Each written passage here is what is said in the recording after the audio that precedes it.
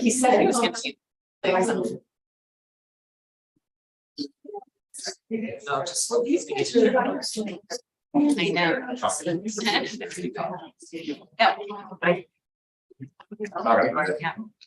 Yeah, let's bridge. You read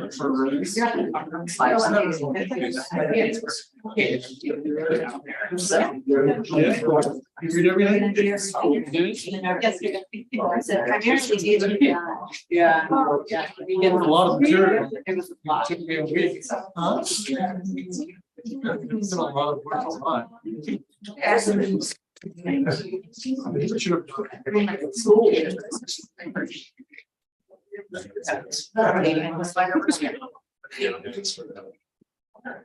if you want to visually act, These are the ones they want to see. For you guys to. There, okay. It's like, oh,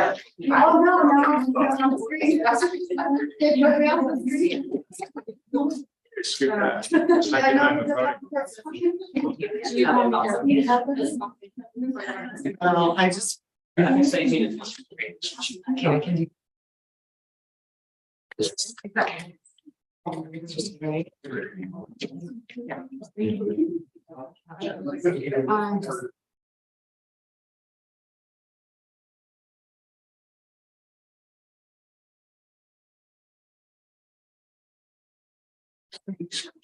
Yes.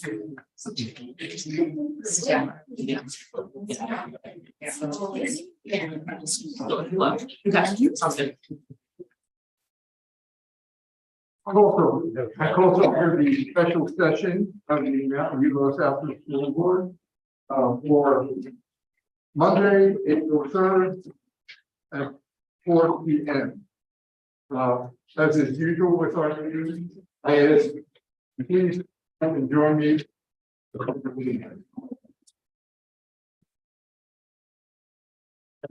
It does. It stays.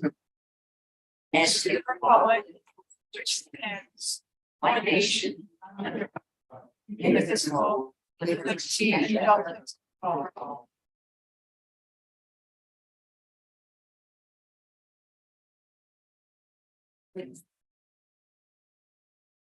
So before I get to the agenda, let me note that all 5 board members are here and listen carefully. Okay, now for the agenda, there are a couple of things I want to say before we move for approval. So the purpose of this study session is to review the units that are available and comment and ask questions and find out more about them so that we may come up with the best possible course for our students. And to that end, I want everyone to understand what our teachers have been trying to do. So this is a quote from the ethnic studies model curriculum that was finally adopted by the state. And the quote is as follows. "So critically grapples with the various power structures and forms of oppression that continue to have social, emotional, cultural, economic, and political impact." And there's a gap. Furthermore, considering that European American centric history and cultures are already robustly taught in the school curriculum, ethnic studies presents an opportunity for more diverse histories and cultures highlighted and studied in a manner that is meaningful and can be transformative for all students. So our teachers have been asking and chomping at the bit to tackle this. And I think that they, from all I have heard and seen, they have given it a great effort to come up with a lot of good stuff. As is inevitable in a first attempt at something, there will be areas for improvement, and we're always looking to improve. So with great thanks to our teachers for providing us with this material and their willingness to come here and discuss it and present it and review it and listen to people who have concerns about it, I thank you.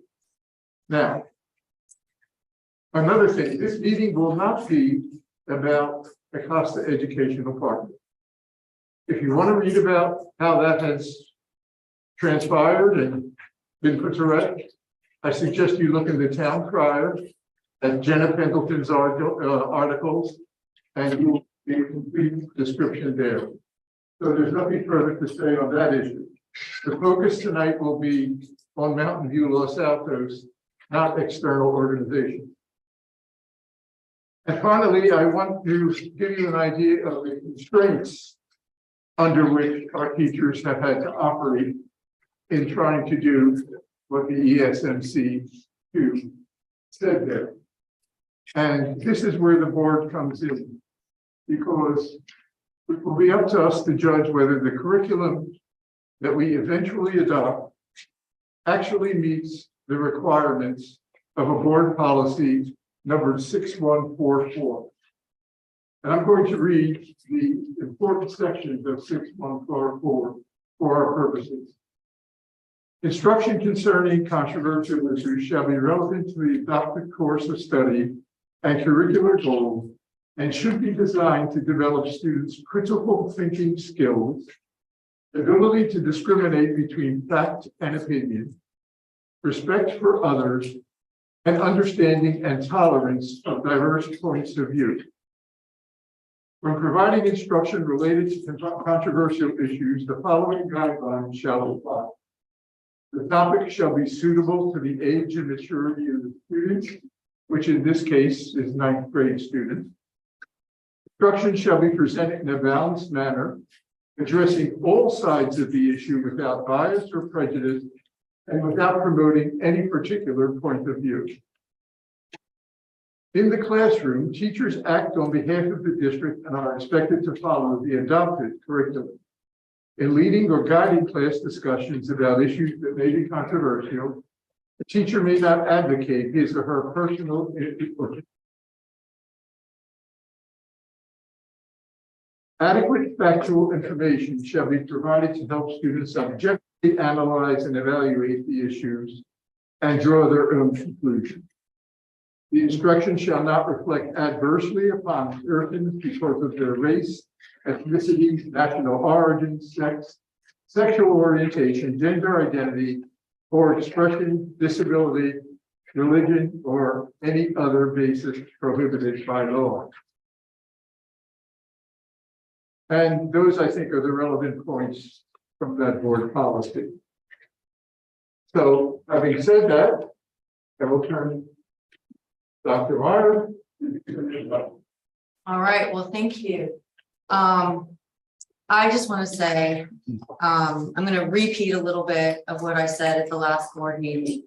I'm very proud of the work that our staff has done to these points that you mentioned, Dr. Falaise.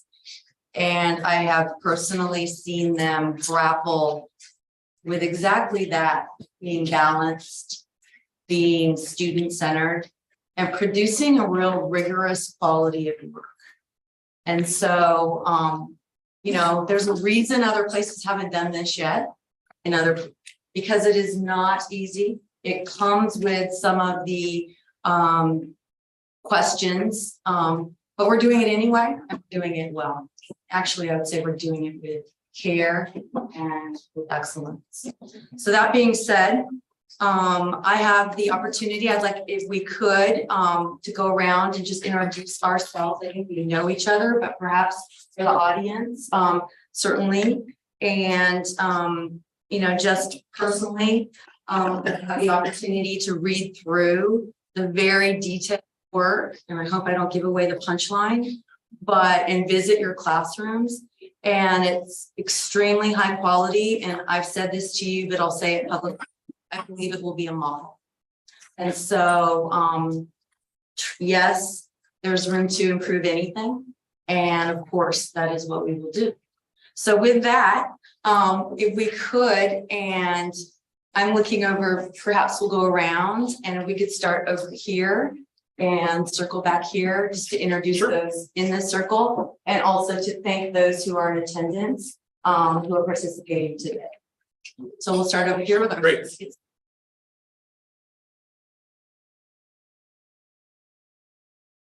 Debbie Ma.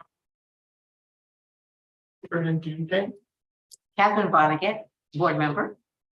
Theta Corns, board member, and since I'm introducing myself, it's because I have a disability. It's not anything. Yeah. What you're saying. Could you speak louder? I'm not picking anything up. Oh, sorry. I'm Theta Corns, and since I'm introducing myself, I'll also say that I have a disability. So if I move around, it's not in reaction to anything you're saying. It is simply my extraneous movements. Esmeralda Ortiz, board member. Sanjay Dubey, board member. Bill Falaise, board president. Nellie Myers, superintendent. Layla Benson, Associate Superintendent Personnel. Terry Fott, Associate Superintendent of Educational Services. Hi, Julie Yick. I'm an educator in the district. Terry asked us to introduce ourselves a bit more. I've been a social studies teacher for around 20 years. I've taught in the Mountain View Los Altos district since 2012. And in addition to teaching, I recently completed my doctoral research with a focus on ethnic studies pedagogy at the high school level. My name is Kevin Hyken. I'm a history teacher at Mountain View High School, where I currently teach ethnic studies. I've taught at Mountain View for over 10 years now. Besides teaching at Mountain View, I'm also a part-time lecturer in the Stanford Graduate School of Education and served as a teacher education fellow for the Stanford History Education Group, where I authored a lot of their reading like historian curriculum. Hello, my name is Nate Bowen. I'm the Social Studies Department Coordinator at Mountain View High School. This is my second year in that position, 7th year teaching at Mountain View. Before I came to Mountain View, I taught for 10 years in the Eastside Union High School District at a school that was much like Alta Vista. So it's a pleasure to serve and a pleasure to be here. My name is Anna Perry. This is my first year teaching at Los Altos High School, although I've taught ethnic studies for the other 2 years. I've been a teacher in a different district. And I'm also the proud daughter of the Los Altos High School alumni and a granddaughter of the Los Altos High School district teacher.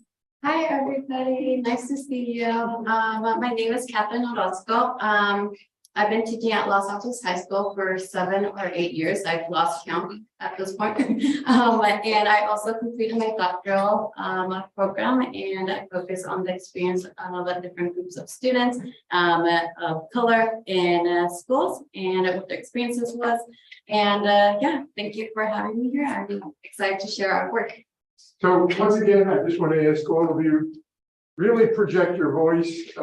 You too, Dr. Falaise. You too. We can barely hear.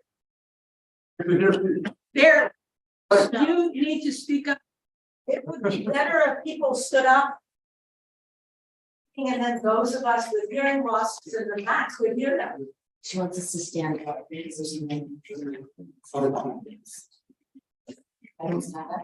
All right, thank you. With that, I'd like to introduce Terry Fott, our Associate Superintendent of Educational Services, who will start us off. Thank you, Terry.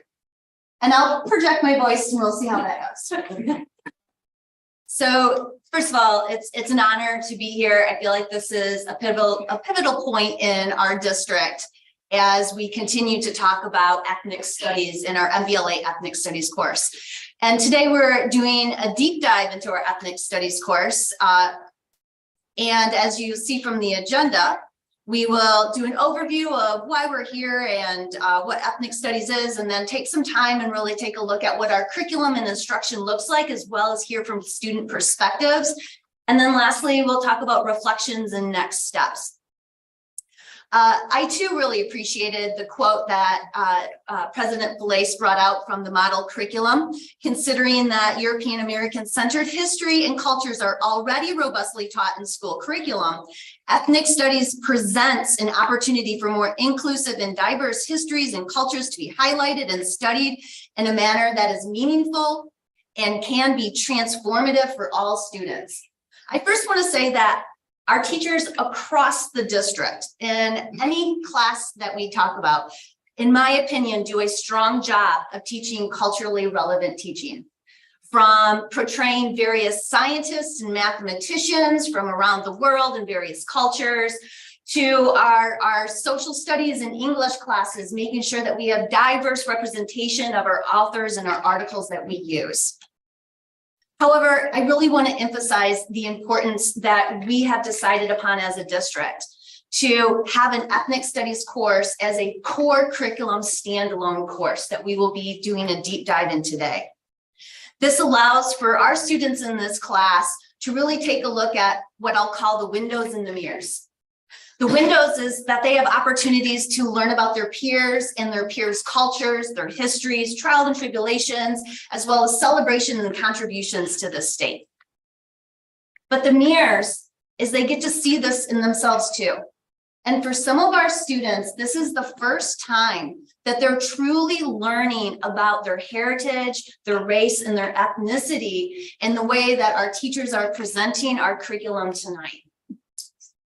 And I just want to take a moment and just communicate how beautiful and the value that that has on all of our students. So to go on to what brought us here today. I first want to start off by giving a shout out that California was the very first place where an ethnic studies course started. A little bit to the north of us at San Francisco State University in the late 60s was the first ethnic studies course offered to students. Since then, there has been a lot of variations and opportunities for students from K through 12 to higher education to have an ethnic studies course. And in conversation throughout many years, and eventually in 2021, our state adopted an ethnic studies mandate called Assembly Bill 101, which asked all 9 through 12 public and charter schools to adopt an ethnic studies course with graduation requirements. I'll talk about the timeline in just a second, but in 2022, in the spring, our board approved an ethnic studies small scale implementation for this year, the 22-23 school year, with it being brought back to the board in the spring of 2003 to continue to follow AB 101 requirements, and that we go through the proper procedure of a presentation of the curriculum, followed by the voting, getting opportunity for time, giving opportunity for our public to ask questions and comment in between those board meetings. And so this meeting kicks that off today.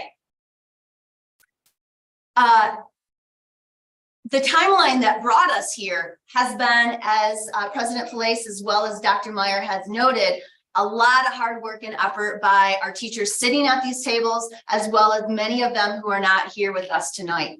I first wanted to start back in 2018, 2019, our district was talking about an ethnic studies course. Far before AB 101 was a hot topic. It got paused because of the pandemic, COVID. And when we came back and we started to pick up this conversation, AB 101 happened simultaneously. And so we worked jointly with the state requirements.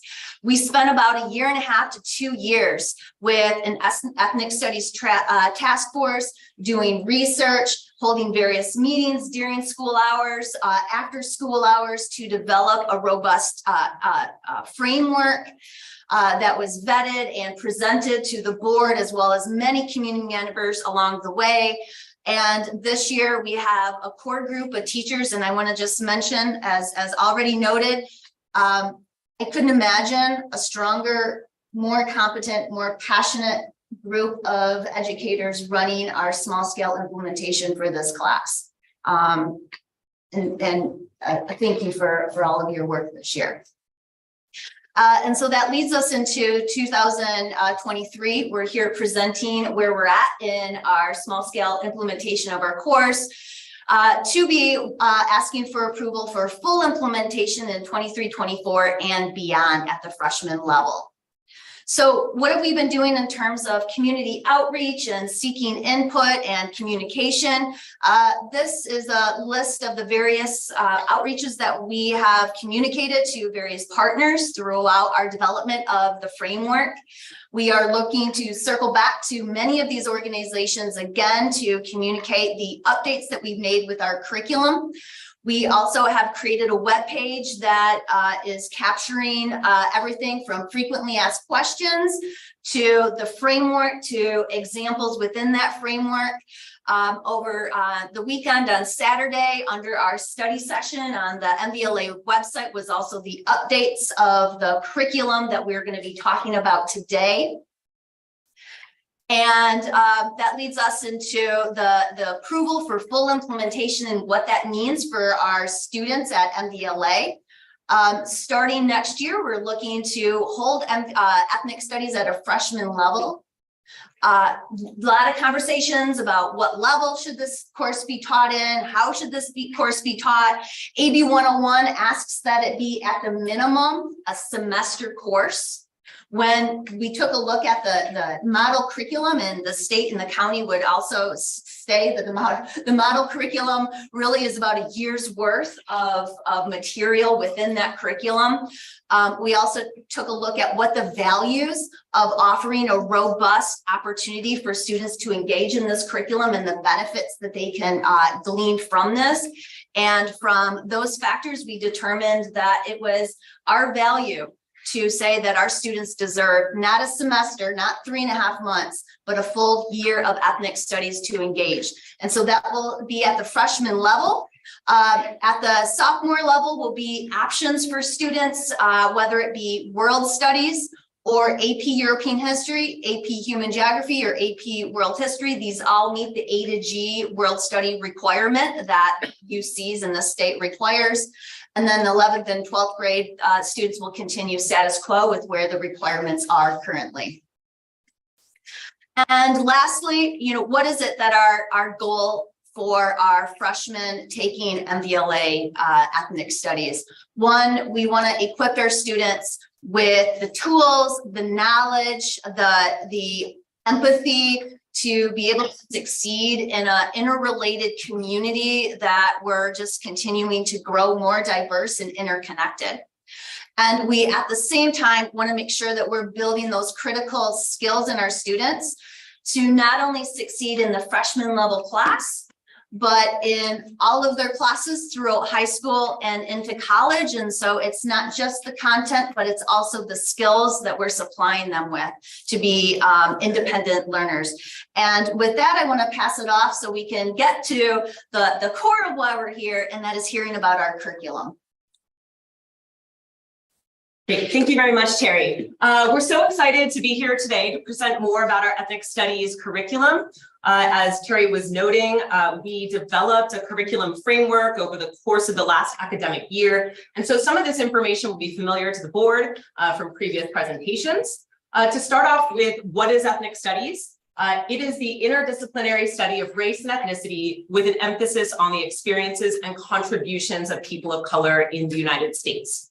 As we explicitly state in the framework, the primary focus is on experiences of Latino, Asian American, African American, and Black and Native American communities, while allowing space for exploring a variety of identities. Students develop a deeper understanding of their personal identity, their own racial and cultural backgrounds, and the diverse cultures of their peers throughout the class. They also study the history and the root causes and impact of slavery and various forms of oppression.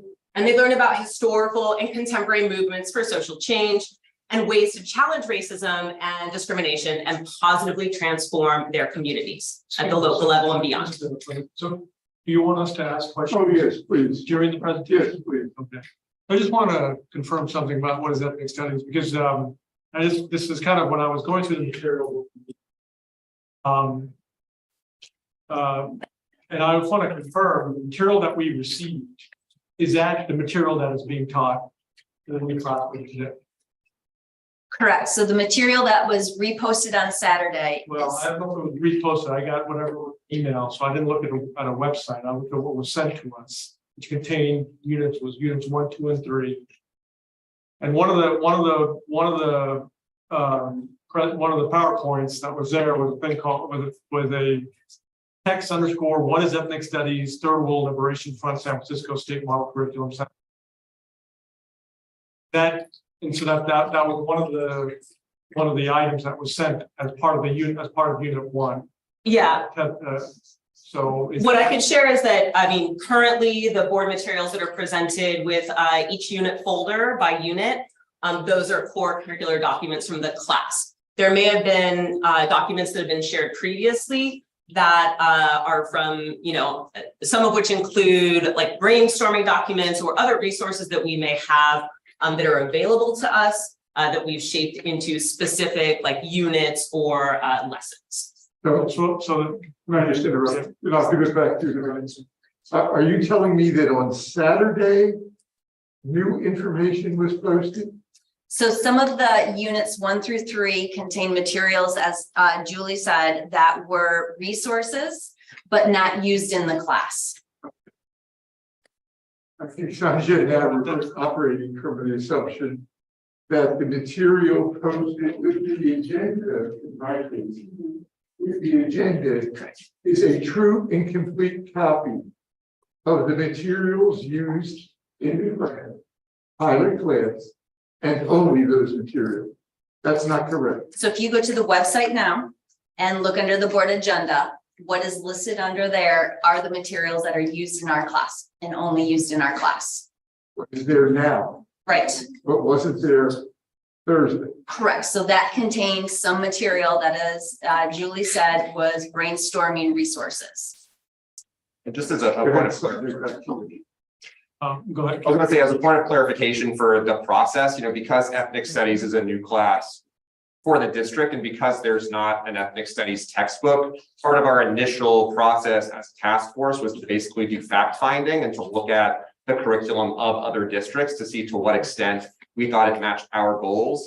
And a lot of confusion has come about because there is that curriculum in our folders from that fact finding process, even though it wasn't actually used in classrooms. At times it was discarded and entirely new things were used. And I think that it's kind of been tough, at times for the teachers to kind of see, this kind of mix up, so to speak. So if there are ever any specific lessons that you're curious about, whether they were taught or not, the easiest thing for us, because there's so much kind of noise and, different views on what's being taught, just to ask us, about the lesson, like, is this being taught? And we can be. Yeah, I think that's the best thing. I mean, if we ask a question and it's just not relevant because it's not about material, please tell us right away and we'll move on. Sure, we really appreciate that. Yeah, I mean, or the other way around too, is that you provide us information that is in the curriculum, because we don't know what not to ask, right? That's the problem, you know, it's on us to say, oh, should we ask, should we not ask?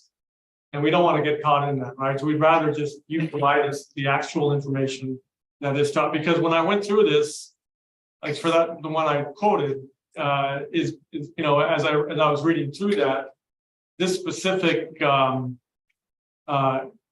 presentation, you know, was taken out of, looks like the original version, or the first draft, I should say, of the ESMC, right?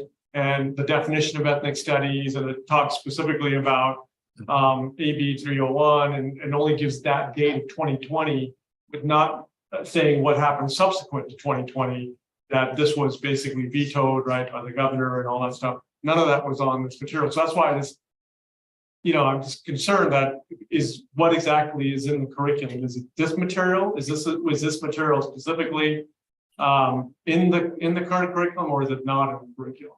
Are you referring to This very item you're looking at? the very item we're looking at, which is it's titled in the Unit 1 folder. It's titled "What is Ethnic Studies? Third World Liberation Front, San Francisco State Model Curriculum, San Antonio."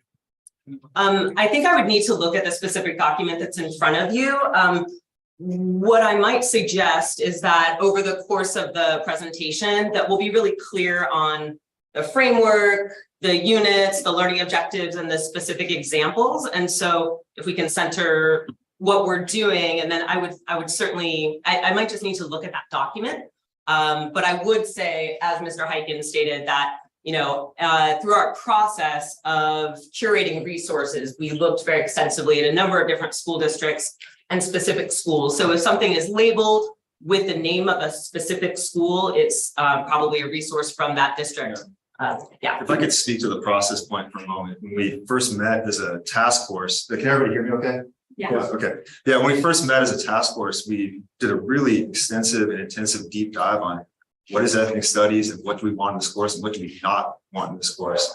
And to that end, we had a lot of resources from other school districts.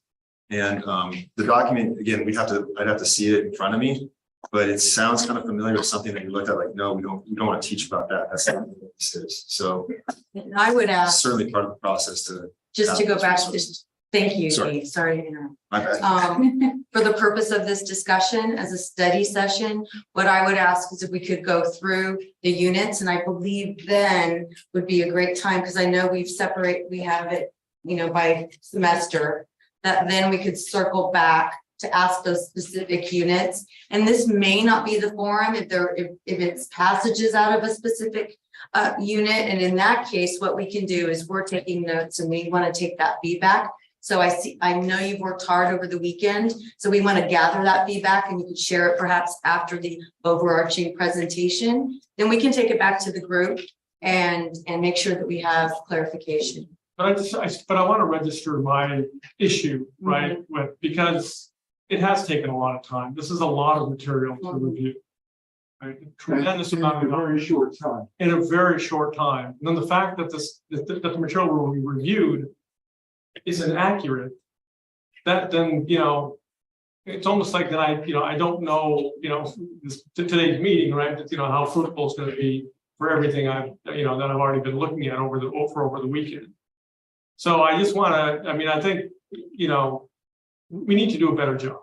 Okay, we need to do a much better job. I mean, if this, you know, this was planned, we wanted the material that exactly is being taught to, you know, with our students this year. And we needed to really, you know, that's what we needed to review today.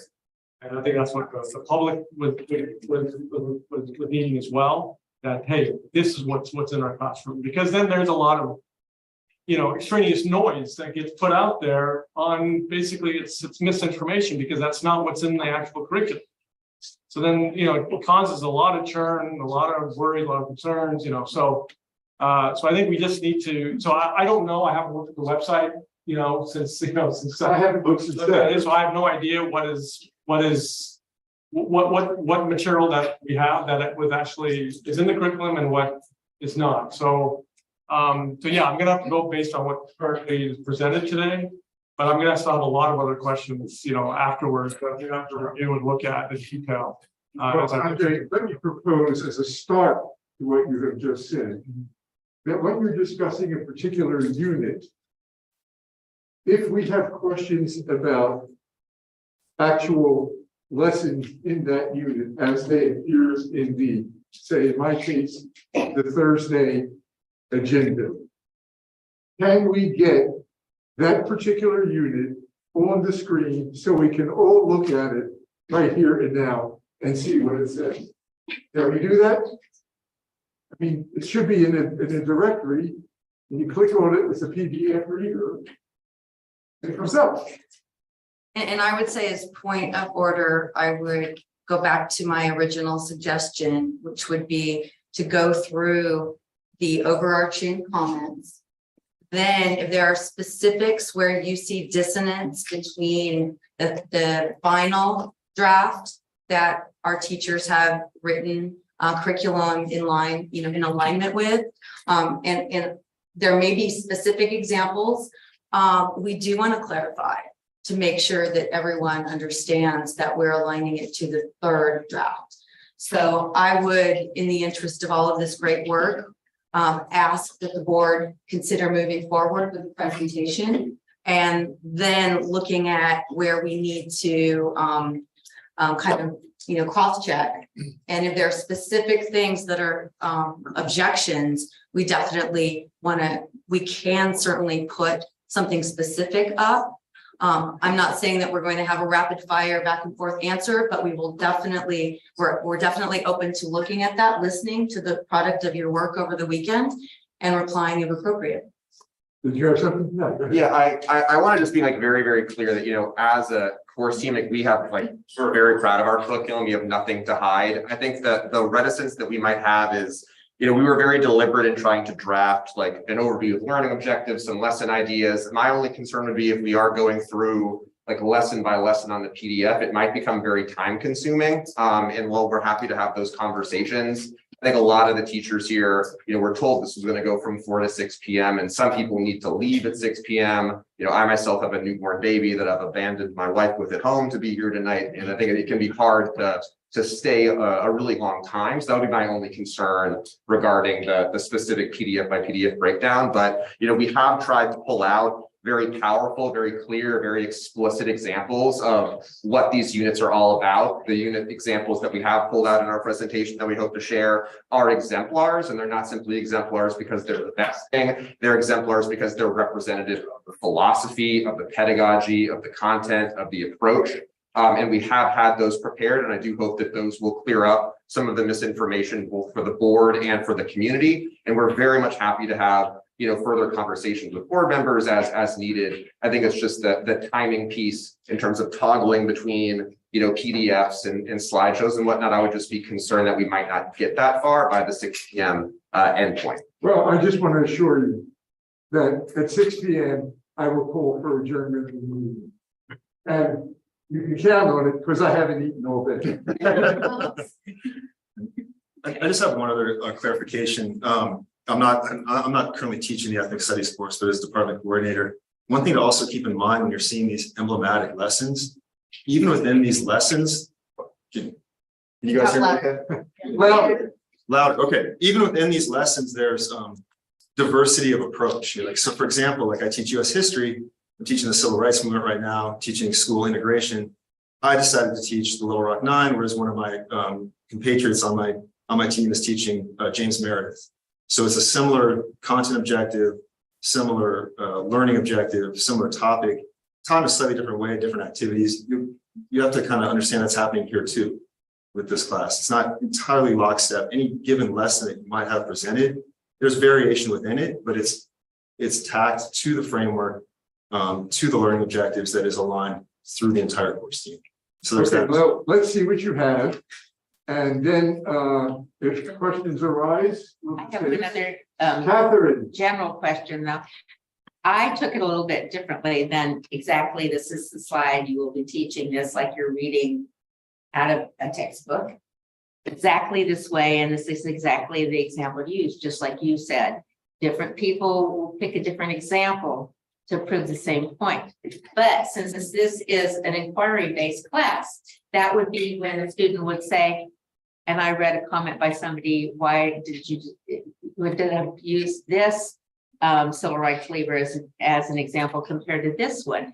Then if your teacher presents this civil rights labor, then you could say, I'd like to hear a little bit more about this one. And that would be inquiry, right? And the actual lesson might go a little differently and include that, because these are examples, but that meet the objective, right? These are not exactly what you're going to say every single time.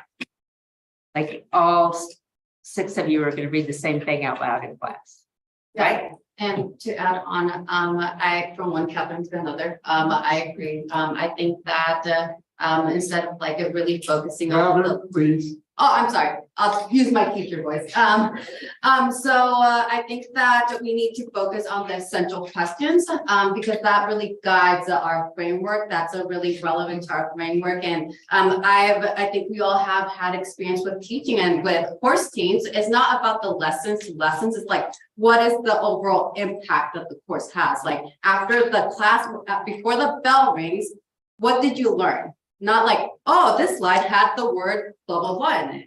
Like what, I think that's what the course is about. That what did when I'm leaving this door, what did I learn about this essential question? So I think that, like Kevin said, it's like, is it the best use of our time to look at like each slide and like what we had? And I know that people spend a lot of time with that. And I acknowledge that, but I think that the best use of our time personally is to look at the framework and the essential questions. Well, we'll just see how we'll proceed, but let's go.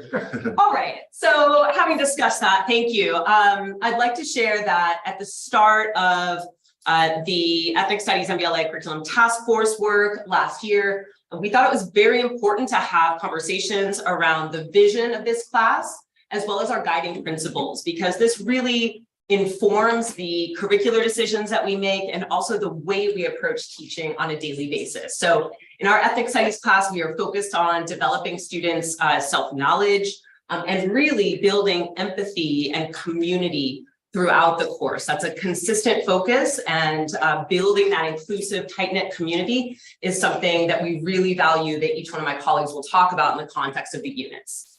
Building that solidarity, that mutual support, and creating opportunities for students to grow as students, as human beings, and contribute to change or transformation in their communities. And finally, inquiry, that this class is really an inquiry-based course where students are asking questions, they're grappling with complex topics, and as they explore questions, that they are looking at a multitude of different perspectives throughout each unit. So these are our guiding principles, and yes, Excuse me. Sure. Could I just ask a question? So back when this originally was presented, Yes. a long time ago, I had submitted a written question saying, what do you mean by solidarity? Yeah. Could you just explain that if you don't want to do it now? Oh, sure. No, absolutely. So by solidarity, we mean like mutual support, supporting one another on a day-to-day level. In high school, it could be, you know, I've got your back in this class, I'm helping you out. In the context of history, we can be looking at many examples of solidarity when people of diverse backgrounds are supporting one another toward, achieving a particular goal. So it's kind of connected with empathy in that, students are understanding each other's experiences and working to support one another. Right. So what I was concerned with is that this is not just a synonym for conformity. Oh, no, not whatsoever. Okay. So it's not conforming to any particular set of principles or ideals. It's just saying, help each other out and render mutual assistance, one buddy to another. Yes. Thanks. All right, thanks. With that in mind, I'm going to pass it over to Mr. Bowen to talk about ethnic studies as our foundational social studies course. Right, absolutely. So, so from the department perspective, this class is very, very important. And this is going to be the class that every freshman is going to be taking coming into MVLA. It's going to be the class that helps really build kind of a community feel for the school and give people an inroads to other academic achievement and feeling like they're part of the district. So it's going to do a couple things. It's going to give some solid academic skills. strengthening skills in reading, writing, research, and public speaking. It's going to be aligned with California history, social studies, and Common Core skills and standards. And it's going to teach historical analysis skills, building the foundation for all social studies courses. I just want to speak to that for just a moment. One of the important things about this class that we've learned in developing it is that ethnic studies can't be just a one and done thing. You don't just teach this class and like check a box and say, great, everybody's had their story told, we're moving on. For ethnic studies to be really meaningful, it kind of has to pass the baton to the next history classes. So when they take world studies, students will have a better ability to appreciate imperialism and the study of slavery. When they teach US history, they'll be better able to understand the history of immigration in the United States, the civil rights movement, their own place within the story of the United States. When they get to civics and economics, they'll have that ability to communicate with one another with that civic voice. So that moves on to the second goal of this class, civic engagement. The idea that this class will help students participate thoughtfully in an informed way in civic discourse with empathy and respect. They will develop skills to positively engage with and transform their communities. And they'll learn how to pursue actions of change for a better world in solidarity with others through civic engagement. So to kind of break that down a little bit, what this class is trying to do is give students, and you're going to hear this in a more informed way from a more detailed way from these folks here in a moment with the units, is give like the building blocks, the vocabulary, the concepts, so they can understand some of these difficult topics in our society. For example, they're going to engage with difficult things like the concept of white supremacy. This is a term that if it's misused, it can be incredibly hurtful. It can be used as a weapon. It can be used to tear people down. It can be used inappropriately. But if this term is understood and used correctly, it can be used by students to better understand their society and their place in it. You know, I'm a dad myself. I have a teenage son. He's a sophomore at Woodside High School. He's had this class already, had it his freshman year. And I think he's a better student for it. I think he's a better person for it, not just for himself, but for the other kids that he engages with. You know, I think I said this in a previous meeting at one point, but students are going to be talking, young people are going to be talking about these topics, whether we have this class or not.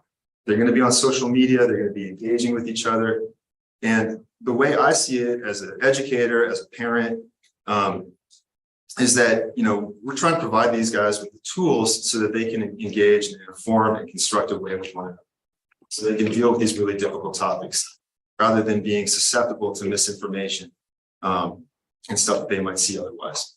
So that's where I see as a department coordinator, this thing helping us out. And with that, I'm going to be. So can I ask a question? So yes, Nate or Terry, so what is the process of getting this course approved A through G?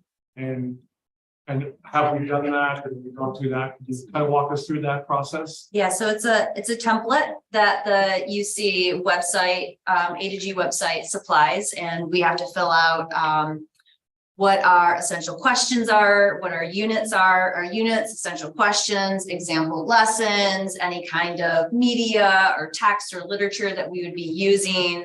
And then we submit that and they review to see if they feel the quality of the course matches the grade level that it's taught, matches what we're requesting, which in this case, it was an elective G social studies credit. Okay. And so have we already gone through that process? And Yes. it's been approved already? Both schools. Okay. For both schools, or we're gonna do for each school, so we already submitted. When was that done? Last spring. Last spring. So that's not. So when the framework was approved was when we then was able to turn in, which is typical. When you do a new course, you also want to get the new course A to G approved. So students taking the new course for the first time is going to, at the end of the year, get A to G credits for it. You don't want to wait till the class is already done and then lose those A to G credits for it. So after this was approved in May of 2023, we then were able to, with Julie's leadership on that, was able to submit the required materials for the approval. Okay, thank you. So you had enough of the sample lessons plus the framework, which we already went through on the board several different times before, to satisfy the template they needed you to fill out. Correct. And if you and if we review the framework has our essential questions per unit, the objectives to be taught and assessed per unit, and examples of what would be the lessons, the opportunities to engage in the curriculum per unit. Great. So this is simply expanding on all that, more examples and so on. The concrete details, yeah. Okay, So- thank you. Oh, Just had a question. You mentioned white supremacy and essentially deconstructing it because it apparently has many meanings. What did you land on? well, That's coming up. that is coming up in unit 3, yeah. That'll be Since we might- Yeah, since it's one of the learning objectives, or relates to specific content in unit 3, if we could, Oh, wait, okay, we'll table it till then, thanks. I did have one more question on the last slide, though. Learn about the purpose. Oh my God, hold on. Learning how to pursue actions of change. And you're not indoctrinating anyone. I mean, we got a couple emails. Are you indoctrinating people on I don't know, rioting or Sure. you know, having walk-ins or walkouts or whatever? We're not doing either. We're simply presenting the kinds of things people have done in the past and where it's worked well or it hasn't worked well in the world. Is that it? Sure, yes, I could speak to that. I'd like to say that as social studies educators, we are absolutely dedicated to fostering students' critical thinking skills. We're continually providing multiple perspectives about all of the topics. The thought of us indoctrinating anybody, I know there have occasionally been some public comments or concerns, that is absolutely counter to everything that we stand for as social studies teachers. So we can assure you that in all of our objectives and the design of our course, our units and our lessons, it is inquiry-based and students are examining evidence thoughtfully and arriving at their own conclusions. And that is our focus. Can I say one last thing? Just, I know you want to get to the meat of the thing, but just one last thing that came to mind. As the civics teachers that do this for a long time, you know, one of the things we struggle with is actually increasing engagement. Getting students to be more involved, getting them more aware of what's going on in their society. I mean, if you just look at the numbers, like it takes a massive presidential election to break 60% the electorate voting. So people don't vote. They don't show up to school board meetings that often. They don't show up to their city council meetings. If we're talking about, these points, it's towards that end, towards raising engagement, raising awareness, getting our kids feeling that they're part of their society, participants in it. That's really what we're getting about these objectives. I'll be quiet. Okay, thank you. So moving along, the school board is familiar with the 7 units that are included in our curricular framework. I'm not going to read each one at the moment. We'll be taking a deeper dive into the units. I would like to mention that in all of our units, we incorporate elements of local history, build in opportunities for civic engagement, and focus on the points that we have stressed earlier. Also, as we go through the units, I'd like to share that for each unit, we'll be sharing a little bit about the what, so the content, how we teach it, the pedagogy, and the why. So our purpose in designing a particular unit and teaching it in a particular way. Also, we'll be sharing some student voices, and we've been continually seeking feedback from our students this year. We will be highlighting voices from our most recent survey data, which was provided about a week and a half ago, and we'll be highlighting student voice in that way.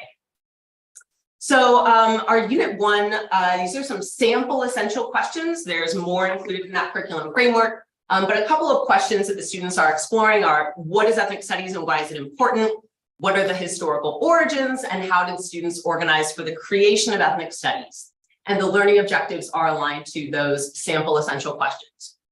So that slide shows kind of a table of contents or a roadmap of the major curricular pillars, major topics that students are learning in the first unit. And we're going to talk in a little bit more depth about the first 2 points there. So we start by actually having students kind of inquire, like, what is ethnic studies and why is it happening right here in the MVLA district? And how did it become a requirement across the state? And so this is really a cool opportunity to highlight local civic engagement. We share with them that in addition to staff and educators pushing for ethnic studies, that there's also been a lot of support from the community. And there were many individuals who created a petition to our MVLA school board to really demand this class and presented a lot of research and their rationale. So they learned about that process and local community leaders, some of whom were sitting in the room. And then we zoom out to look at that state context. So students are learning not only about local governance and school boards, but the state legislative process, AB 101, and ultimately how this has created a statewide graduation requirement. And then from there, we peel back and look more at the historical origins. And for that, I'm going to turn it over to my colleague, Dr. Roscoe. Okay, so this was one of the major assignments that we started with in our first unit. So this is where they looked at the origins of ethnic studies and how the creation of ethnic studies and how that started in SF State. So we really like that whole Bay Area focus that you're going to see throughout the presentation, and we like to bring it back to the Bay Area so they could feel that it's close to their communities and that these topics aren't like from a distance, that they're affecting our communities as well. So with this SF State case study, with this inquiry, we looked at multiple perspectives. So both the supporting side and then the opposing side. So this is where they develop these historical knowledge skills, looking at various perspectives and evaluating them. And so we also focused on developing these types of skills with the source analysis. We presented different types of sources, as you can see right there, primary sources as well as images. And then we also set the tone for the class by implementing other skills like collaboration, discussions, and evaluating sources. So I know that we were talking about like the full indoctrination and looking at all of that stuff. But like Nate said, we want the students to be more engaged and look at these students and how they felt empowered, but looking at how there's various ways that they could feel empowered. And I'm going to talk about that with the civic engagement. So let me ask you before you go on. You're looking at how ethnic studies got started. Yes. And you said you're going to present the people who opposed it as well as the people who. Yes, in this activity, we looked at those who supported the implementation of ethnic studies in SF State, and then also those who opposed it. So I'm going back to looking at various perspectives. Okay, I want to make sure I understood that. Okay, yeah, because I didn't see the opposition in the material. I'd be happy to speak to that. Sure. So in the full San Francisco State inquiry, there are 9 primary source documents. One specifically, I think the second to last one, includes a text of a political organization that was deeply opposed to ethnic studies and laid out their rationale. So students are reading the primary source text. That was supplemented with PBS documentary footage from the historical time period that included a multitude of perspectives, support and opposition, especially with the governor at the time, as well as different state leaders. So they definitely are examining a multitude of perspectives, support and opposition at that time. Yeah, and so like I told my students, we're not going to live in a bubble. We have to acknowledge that there's always various perspectives in any topic. So I'm not just going to present one side. That wouldn't be a good job as a history teacher. But that's the whole point of history, looking at various perspectives and coming up with your own conclusion. So yeah, that's what we did with the inquiry. Okay, so like I said, we look at various levels. So we look at the Bay Area focus, and we also look at case studies with other states. And so we see that we also did another inquiry on Mexican American studies, where we looked at the implementation of Mexican American studies in Arizona. And then we finished off the unit, which was kind of more of an intro unit, kind of setting the tone for the class and understanding why they're here, what's the importance of ethnic studies. We finished it up with a summative assessment, a writing assessment, and a civic engagement activity. I could ask a question. So I recall last year when we reviewed the framework, right? There's many ways of putting this curriculum. Right? And there's the 4 foundational ethnic groups they talk about, right? The Native American, African American, Hispanic American, and then the Asian American, right? The 4 foundational groups. And you could either split it up into those 4 foundational groups and teach, or the way basically you go through units, but then all of those will be part of those units. That's what I remember as the response. So I guess when I was reviewing the material there, I didn't see Asian Americans. Actually, in the, go ahead. Maybe the material is somewhere else that I didn't, but I was trying to review the material. They are, I'm sorry to interrupt, but they are in the major activities, as I said, right there, multiple perspectives, which is at the state, and Asian American students were involved in this at the state demonstrations.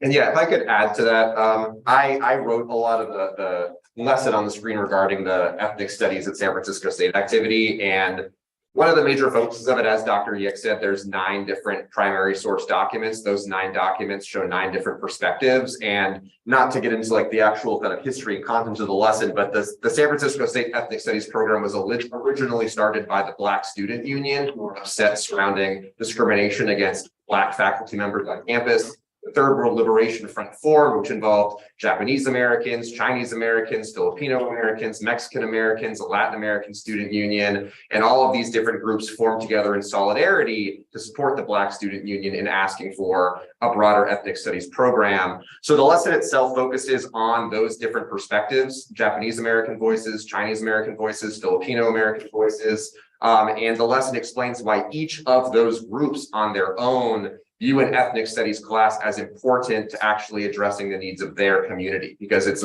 a space to actually talk about the problems affecting their communities, which they feel they're not currently able to do at San Francisco State because the curriculum simply doesn't even speak to their communities. So those Asian American groups, other groups, very, very prominently featured in that activity. And in terms of kind of the opposition to ethnic studies, to contextualize it, because this is in 1968, the context is the broader civil rights struggle, and ethnic studies and a lot of the opposition to ethnic studies mirrors the context of the civil rights struggle, where there's a lot of voices surrounding anti-civic discord and at times like overt white supremacy. And those voices were represented as oppositional forms as well. So that's great. So I guess what I'm hearing is that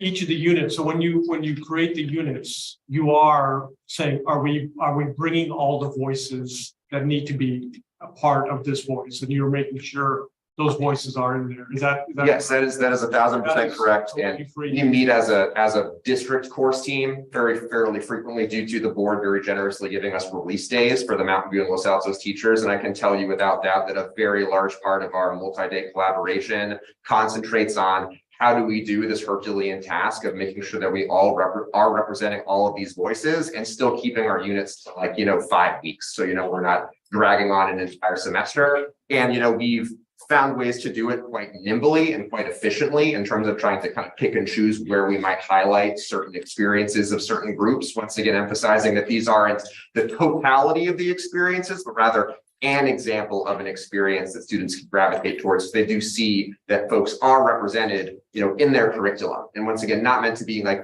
this is the contribution of, Asian Americans, Chinese Americans, Japanese Americans, Indian Americans, but this is an example of how, people have contributed or have had a voice at a certain point in U.S. history. So with the 8 primary sources and the archival sources, is this a list that will evolve?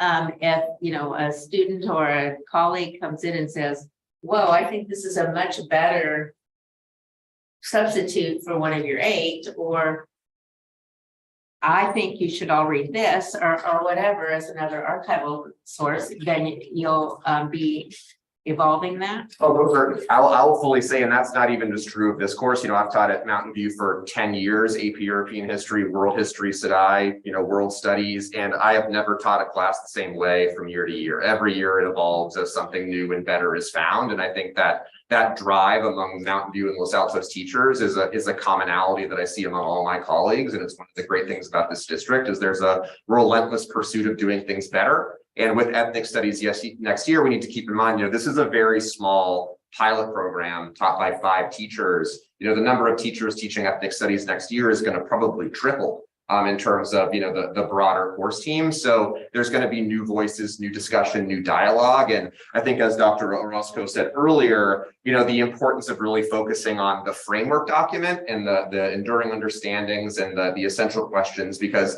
those are the pieces that guide those conversations. When we're talking about what are teachers doing in their collaboration, classrooms, their meetings, well, they're looking at the relevant frameworks to their courses and they're trying to decide what should I teach to meet these frameworks in the best possible way. And that certainly evolves year to year as teachers are always trying to make sure they're doing it better. And it'll definitely be the case with this course as well. Yeah, and I think that we can all agree that we're all passionate about this course and we want to improve it. I think that that's something that we all agree on. And even on the first unit, starting this course, never taught this course, I've been making some notes on like, oh, I want to do this differently next year. I think that this could be presented differently next year. And so we'll definitely have those discussions when we meet again. But looping back around, I think that it was a great introduction because it's not, this ethnic studies course was important for this group of students historically, but it was important for various groups of students. And that's when they could start to see themselves and like what is not important to just this one group. It's important to all of us. That's why we're all here. That's why this course is important to be for everybody to be here. And so just to go back to where I was, we wrapped it up with the writing assessment and we looked at how these students became empowered and also why historically the ethnic studies course has been controversial. Then like we've been talking about, we want to implement a civic engagement part for each unit, talking about how students could feel empowered. And in this unit, we created an assignment that they would write a letter to their administrators talking about why ethnic studies is an important part of the MVLA curriculum. So can I just back up to that slide? The last item, how can you make your voices heard? Some correspondents, and I believe I provided you with examples, fear that the lessons focusing on the civil disobedience that led to ethnic study is encouraging kids to, as their first avenue of approach, to make your voices heard. This is like what Catherine was talking about earlier, by engaging in a demonstration, as opposed to going to the principal and talking about it. Could you respond to that? I'd be happy to respond to that. I think that's one of the reasons that it's informative for the students to learn about our local community. And the fact that we had students and alum come together to craft a written petition to bring to the school board, and they attended meetings and, they were thoughtfully engaged in that process. And so students learn not just in that first unit, but throughout the course of various ways they can make a difference. When we do study historical time periods that might involve something along the lines of a protest or a walkout or civil disobedience, they also learn about other ways that people can make a difference. For example, we'll talk later about the education unit, but students study the process of, say a legal case like Mendez v. Westminster that desegregated schools on the basis of race in California as one avenue to potentially make change. So it's really that they're exposed to a multitude of different aspects there. It doesn't lean toward, they're only learning about ways that people have effectuated change through civil disobedience, but through a variety of actions. So I have a question about your prompts. Not a teacher. I have a question about your prompts. I'm not a teacher, but next year you're going to have students who may need to take this class. I would say, as a pale-skinned Afro-Vietnamese person with disabilities, I was very confused about my identity in high school, but I would not have been thrilled to take ethnic studies. I think you're doing a great job. I'm just saying, this is me in high school. So I would look at that question and I think the right answer to get a good grade is, I should say ethnic studies is good. And regardless of how I feel, that's the answer. So I would, how can you make a prompt that's a little bit less like providing opportunity for students is a positive. So how can you make it so that I could say, well, actually, I think, I'm sitting here, right? And you need to reach me as a student right now and explain to me why it's actually not a waste of my time. And you need to know that by my first essay, which I wrote, where I told you, like, I don't agree with this class. I think it's a waste of time. And then as a teacher, right, you would know that information about me that I clearly am not getting what you're. So you need to work with me more on unpacking my identity and have more of a recognition that, yes, I'm half Burmese, and yes, I'm being bullied, and all these things that took me to find out about myself. But in high school, I was just trying to get by. So you would have had a tough time. I'm telling you, how could you rewrite? I'm just posing this to you. How could you rewrite this prompt for me, for high school me, so that it allows me to say truthfully my truth at that time, which is, I don't know why I'm here. Most definitely. And I think that there's a couple of things to unpack there. I think, more broadly to your question surrounding identity and why are we here? And, even who are we as high school students? Our second unit 2 really focuses on that in a really robust way, where we do help students explore really the multifaceted aspects of identity beyond race and ethnicity. To really try to make students understand why ethnic studies is relevant to them, even if they're not from, one of the more prominent, minority communities like, Asian Americans or African Americans or Native Americans, or regardless of your background. Regarding this specific prompt, isn't an opinion prompt, it's an explanatory prompt. So the purpose of this prompt is that it really is, as we see with the skills piece there, focusing on writing claims and selecting reliable historical evidence, because this prompt connects to the 2 prominent activities that Dr. Orozco talked about in terms of the San Francisco State Third World Liberation Front, and then the Mexican American Studies program, which was, littered with a lot of controversy and benefits. So it's not necessarily students giving their opinion about ethnic studies, but being able to show the common core skills, in particular of selecting textual evidence and being able to explain the credibility of textual evidence, because students are going to be answering this prompt by looking at the documents from previous activities. And in that way, it's designed to mimic a common core performance task. As part of the SBAC exam, students are given oftentimes a packet or a set of primary and secondary sources, and they need to come up with a convincing claim or at least demonstrate their understanding of the material. And this writing assessment was created with that type of assessment in mind, just simply using the ethnic studies activity. So even for a student that doesn't necessarily have buy-in for ethnic studies, it's about, why the people in the activities that we saw felt ethnic studies was powerful, and why they feel it was controversial. Because the second part of this question, why is ethnic studies controversial? A lot of the students in the class are going to disagree with the reasons why it's controversial, because there has been a lot of very racial overtones at times for why ethnic studies has been controversial, and that is going to conflict deeply with a lot of students' identities. And it's not about them believing that it's controversial, but being able to explain why some people feel it's controversial, using evidence and being able to kind of source that evidence, as is the case with the opportunities piece. So if I understand you correct, you provide a lot of scaffolding for students? Yes.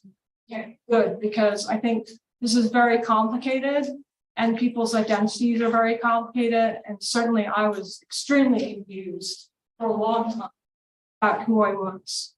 So I think if you're starting right out of the gate, even with, it sounds like even with this essential question, then because what's written is not teaching in the class. So I'm trying to really get this prompt and I now understand it much better that it's a factual essay. So that really reassures me that you could reach more students, which is really the goal of this class, is to reach students who really don't understand what they're doing.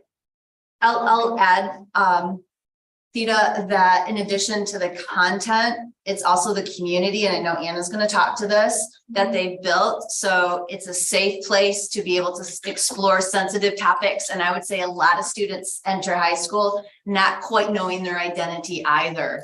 And it was one of the major goals of the task force was, how are we going to lay a foundation to build community and safe space and belonging so students can open up to one another, receive one another's conversations, as well as feel safe to explore their own. But again, I won't steal the thunder of Anna, but I just wanted to plug that it's not just the content, it's the yes and with the community that they've created. Okay, thank you. That was really, because these are very difficult conversations. I know myself, not a lot of people have heard of Myanmar, so, I've been told it doesn't exist. I've had very hurtful conversations and hurt people because I did not know how to talk about the case. So I think, knowing that, I think you have a tough job, and it sounds like you're approaching it with sensitivity and compassion. And that's really what I wanted to be reassured about. So if I could just kind of tag a little bit onto that, it's not necessarily that people don't know their identity. So I'm going to talk about, the Jewish Americans, right? They're not people of color. Maybe you can argue that, but are they white? That's also an argument, right? Do they consider themselves part of that white community? Where do they fit in all that? So we've had a lot of emails. So talk a little bit how they are how that group, they know their identity, right? I think a lot of them do. Maybe we haven't figured out, our classification system doesn't really do justice to everybody that's, who we are, right? Even as Dina mentioned as well, right? So how do we make sure that, all those groups are still included in these conversations?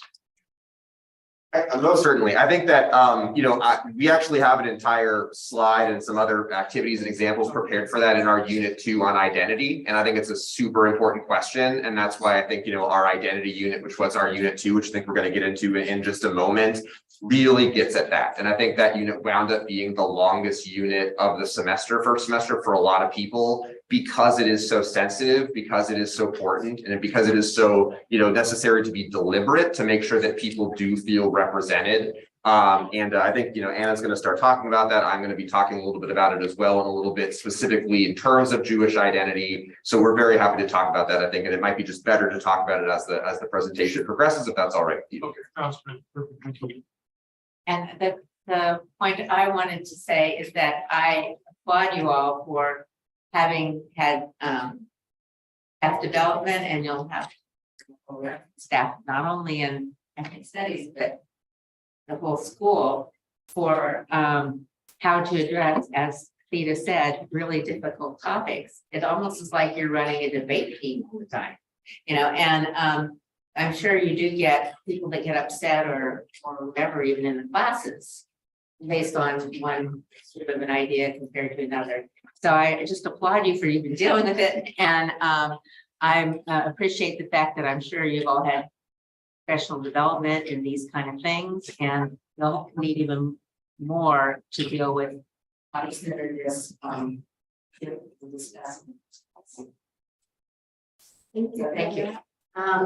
Right, so we also have at the end of each unit the student perspectives that we had a survey. So this is part of those student perspectives from unit 1. In the interest of time, I'll just read one of them that kind of connects to some of the questions that were asked. So I'll read the green one right there. So it said, I think ethnic studies has helped me build empathy because we do so many activities where we share our own experiences and learn about the experiences of many different people. We use many primary source documents to help us understand historical perspectives and build an understanding of people who are very different from ourselves. So now I'll pass it over to Anna, and she's gonna talk about All right, so unit 2, we talk about identity and narratives, and as Kevin already talked about, it did end up being one of our longer ones because there was so much to explore here, and as the students kept learning, they kept having questions, and we wanted to make space for that discovery. So I'm not trying to skip, I'm just trying to, like, you've seen these slides, so save us some time. But we talk a lot about, yes, race, ethnicity, but also various other aspects that make up identity, gender, family roots, and more. So we did focus heavily on community building to begin this unit, because in order for students to feel safe enough to reflect on their own identity, discover more of their own identity, and be open to hearing and learning from the experiences of others in the room, they had to feel safe in the classroom. Once we had built that up, we were able to dive deeper into exploring identity, use that to build into analyzing the diverse narratives, and then kind of take all of that together into applying it to some more specific ways that we see multiple identities overlap. And Kevin will be able to speak more about that in a moment with an example from our diverse Jewish identities assignment. And then they tied it all up into a discussion with each other without us, where they were able to talk about the learning that they had, sharing not only from personal experience, but also from documents and evidence. So for the community aspect, the love, the respect, the reflection, all of that had to be present. We did this in a number of ways across our classrooms, but one that we wanted to talk, well, jumping ahead of myself here. We did it in a lot of ways. We learned about our names, why we have the name we have, where we're from home. So we're bringing in a little bit of this cross content to help them connect what we're doing in ethnic studies to what they're learning outside of that as well. In Lakesh, which I'll talk about more in a moment, and lots of collages in various forms about their identity. In Lakesh, the poem is on the left in the purple. It is both in Spanish and English, and it's from Luis Valdez, the playwright. But we use it to help build community. And you can see some student voices on the right-hand side about how it helps them to build empathy and community in our classrooms. But the purpose here is for students to see each other as equal so that they can support each other inside and outside of our classroom. It helps them to feel safe and be able to comfortably agree and disagree, to build on one another and to empathize with each other. This is one of also the examples of how we have a lot of culturally relevant curriculum for all learners, but specifically in this case, also our multilingual learners in our classroom, not all, but for many, getting to see Spanish and use Spanish in their classroom every day, in addition to the English content. But like our students say, brings them together, reminds us to be nice to one another and to be respectful. And sometimes that goes out into the classroom. They'll come in and talk about how in their video game last night, they were saying that was not practicing in Lakesh because they killed another person in a video game. I didn't want to know too many details from that point. But we also allowed them to self-identify what was the most important part of their identity. So for some of them, it's their age. That's the number 14. For some of them, it's a language they speak, like Spanish. Food they eat, their favorite animal, or where their heritage is from, or a country of origin. Some of them, it included gender, other interests like musicals or the music they listen to, the high school they go to, the sports they participate in, but just finding all of these ways for them to self-identify and to learn more about other aspects of identity. One way we also did this is through a puzzle where our students did identify some aspects. For example, in the bottom left, the student identified as Chechen, in the bottom or the right middle, Latina, but also readers, students. One student identified as a knitter, she did knitting, dance, along with other countries of origin or other ways of identifying. So these are complex topics that they're grappling with, like intersectionality. And this is them helping to process that and understand that they might all be 14 or almost 14. Fall semester, but they have other things in common, and yet they are their own individual person. And each person in that room is their own individual person, which allows them to kind of begin to recognize the humanity of others in that space.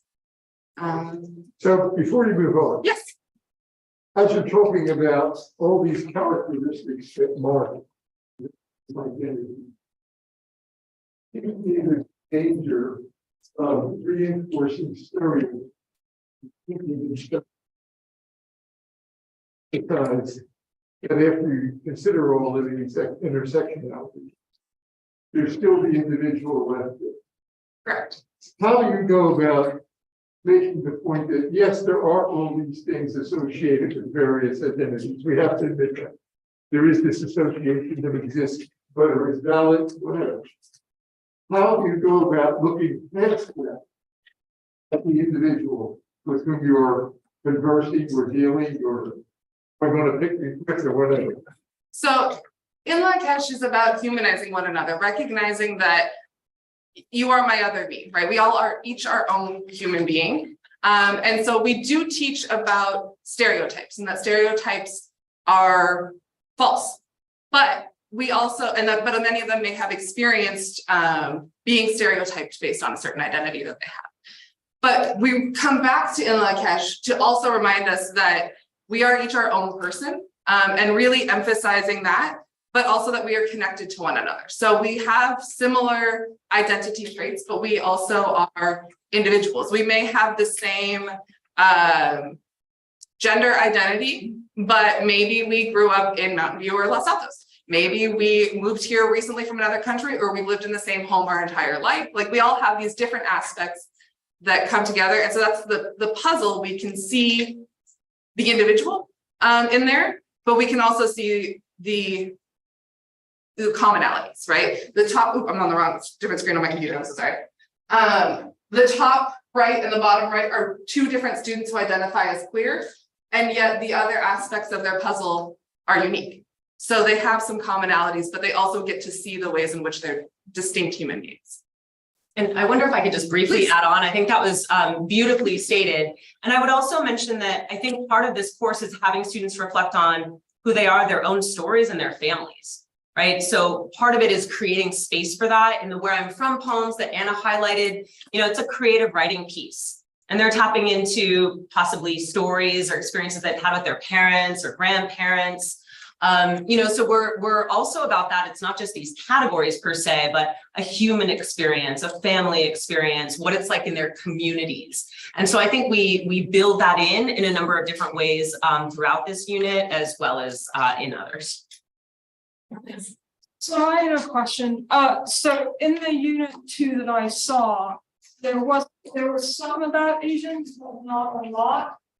So my question is, do you is the material more based on who's in the class? So for example, if you had more Asians in the class, would you have more Asian material, depending on if that student was, you know, grappling with identity or not? Or is this like what we see is what we get?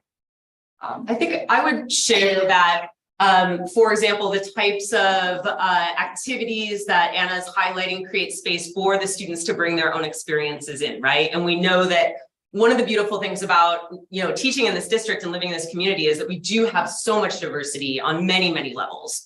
At the same time, there is curriculum in this course that is specifically designed to center the 4, you know, groups that we have talked about. In regards to curriculum about Asian American and Pacific Islander communities, we have an inquiry. Kevin will be highlighting something similar in terms of Latino experiences, but with Asian American and Pacific Islander communities, I wrote a fair amount of that curriculum that brings in a multitude of perspectives from, let's say, Korean American, South Asian, Filipino perspectives, and we use a diverse range of source material, text, as well as multimedia sources, video clips, songs, documentaries. And so I'm personally really passionate about that. I am actually Asian American myself. I'm Chinese and Irish American.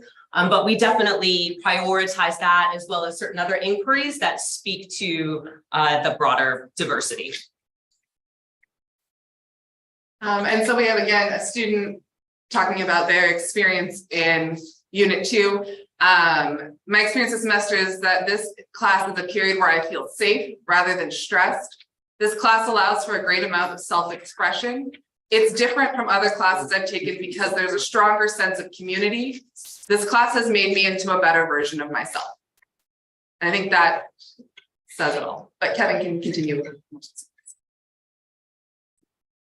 Yeah, so some of the questions that have been brought up are how we represent identities. And I think one of the big things that Anna was trying to really emphasize, super important, is that identities are complex, identities are diverse, experiences are complex, experiences are diverse, and our goal with all of our activities on identities are not to pigeonhole anybody or define what an identity is, but rather to really show what identities can be and how identities can manifest for different people. You can get an entire group of people together that identify as Latino, Latinx, and they're going to have very different experiences and very different definitions of what that looks like and means for them.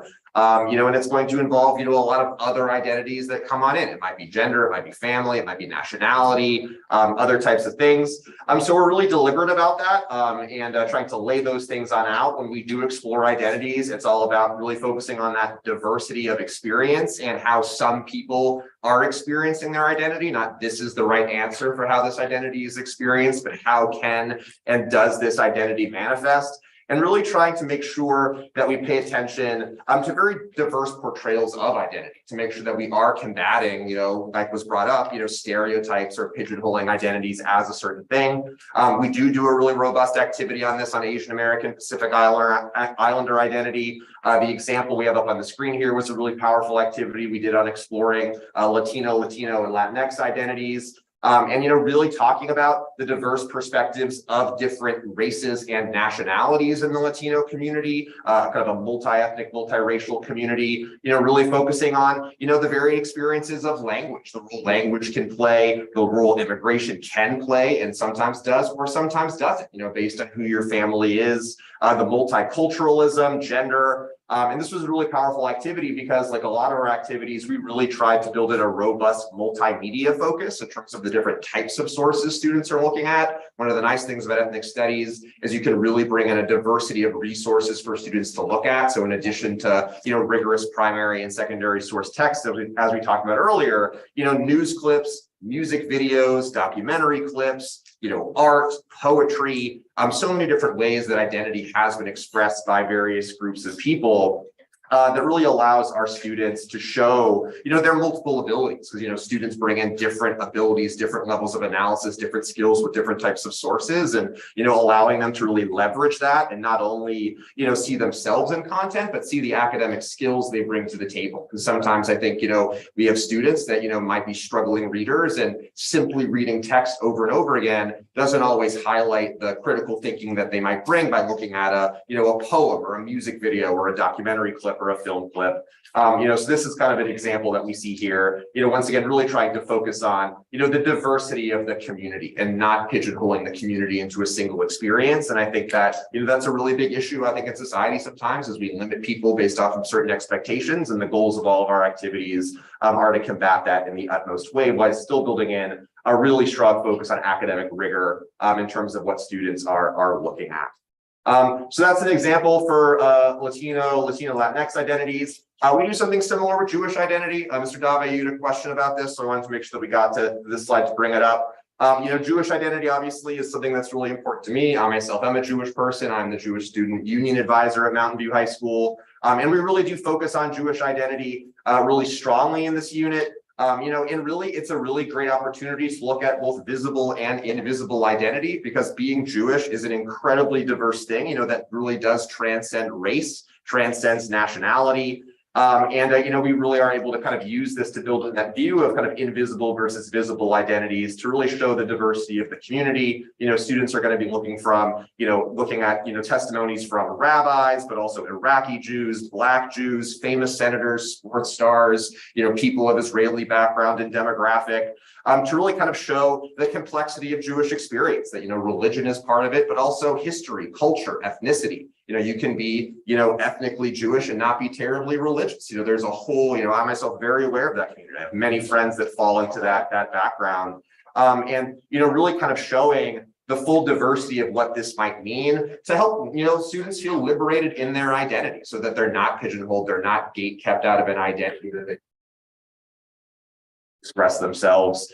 And I think, this activity was really powerful for our students. It was taught in every classroom at both Mountain View and Los Altos. A lot of students brought it up in their final Socratic seminar, which I'm going to talk about in just a moment, because they themselves were surprised at the diversity of this identity. You know, the simple idea of kind of watching a video from a Black man who identifies as Jewish was something that a lot of students hadn't really thought about before because they're freshmen and that's just not what they had been thinking about. And I think it really does raise a lot of awareness. And I think, you know, for me, this lesson is really powerful in both, the district schools, the school site schools, the school board schools to combat anti-Semitism, to raise awareness. And that really was a really strong focus in this activity. And I think from a vertical alignment standpoint, really sets up, like Mr. Bowen was saying, this broader trajectory, of course, is building on each other, that Jewish voices, Jewish experiences are being looked at multiple levels. So when students are taught, history surrounding the Jewish community in later classes, the first time they're hearing about the Jewish community isn't something like the Holocaust. They have an understanding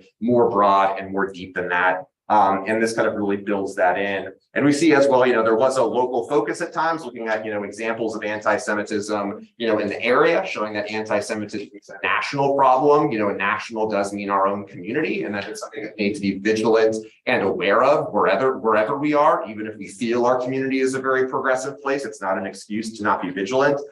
So, these are things that really were taught in a really robust way. And as I alluded to before, the summative assessment for this unit was a Socratic seminar. Anna talked a little bit about this. The way these Socratic seminars run is we kind of get the kids, in a table set up almost similar to this, smaller groups, and we allow them to really have an unmoderated, entirely student-led discussion about the core questions we see on the screen here, using the lessons that we, used in our unit. And the question, it's a big question. And I think it's a question that a lot of us, I would hope, can really agree with, how do we build a positive community based on respect, empathy, and solidarity? Once again, going back to that definition Dr. Yick brought up of solidarity, supporting each other across different groups, ethnicity, race, culture, gender, religion. And it was incredibly powerful to hear our young people sit down for 20+ minutes, without us intervening, talking about how to make their community a better place, based off of what they, learned in their activities, based off of what they read about experiences, how people have expressed their identities, what challenges they've, experienced, how media portrays identities, what are the positives and negatives of media portrayals. And they really did, reach really powerful conclusions, and it wasn't just the conclusions they were reaching from like a civic reasoning standpoint. This is a civic reasoning question, being able to talk about this. It's a question that we as a society at times struggle with, but also, making references to specific evidence. We're talking, once again, Common Core speaking and listening skills. This is aligned to, our state frameworks that we're trying to promote. And that community aspect as well, building on the ideas of their peers, validating their peers. And, one of the identities all of our students really bring to the classroom is that they are students, and they don't always think of that as their most prominent identity, but, they are students. They are trying to do well in their academics, and then being able to validate that student identity and really say, hey, you have something really cool to say. You said something great. You said something that helped me learn. For a young person, that's a really powerful experience to have in the classroom, especially having it come from, one of their fellow students. So, it was a really, for me, it was a very positive experience. This was kind of the first big Socratic seminar I'd done in ethnic studies. I do them pretty regularly in my world studies and AP European history classes. There's also a vertical alignment and assessment format there. But it was just really cool to see, how it is different in ethnic studies because the skills are there, but the topic is just so much more pertinent to their daily life and how they make their community better than talking about Otto von Bismarck in my AP European history class, right? So I think that's what made it a really powerful piece. Can I ask a question related to, I think, what you're naming? Since you've taught so many courses and mentioned it earlier, how would you say some of the discussions in ethnic studies, in your ethnic studies courses, how do they vary or how are they similar to some of the other history courses? If you could speak a little bit. Sure. Yeah, I think that one of the things that we really build in, and this kind of gets at the relevance to it, is we build in really powerful opportunities for personal connection. So, to give an example, when we did the activity on Jewish identity, none of the students in my ethnic studies class are Jewish. There's not a Jewish kid in there, But, at the end of the reflection, they were asked to really think about, how has your identity or something that you identify as at times been misunderstood or overly generalized? And I think that with the Jewish community is either frequently misunderstood or overly generalized. And, students had the opportunity to think about that from a personal reflection standpoint. So even though they're not Jewish, talking about a Jewish experience was made relevant to them because it's part of the broader human experience, right? And I think one of the core things about ethnic studies, and we talked about this on the task force when we designed the framework that I was on with Dr. Yick, is that, ethnic studies, a lot of it is about really trying to shine light on the complexity of the human experience, that we want to understand the complexity of the human experience, because in understanding the complexity of the human experience, we can better understand ourselves because we are part of that collective experience. So I think building that space in it more or less every day in this identity unit in particular is very different from, say, what I would be doing in my AP European history class, where it's like, why was Bismarck effective? Now let's move on. So I think this is a really powerful piece for our kids at the freshman level, especially as they're building community with each other. So we just wanted to leave you with a couple other student perspectives. Like Catherine, I'm just going to read the one on the right, but the unit I enjoyed was identity and narratives because I felt very represented. In this unit, we were taught about different parts of our identity and how they interact. I really liked how our teacher taught us diverse parts of our identity.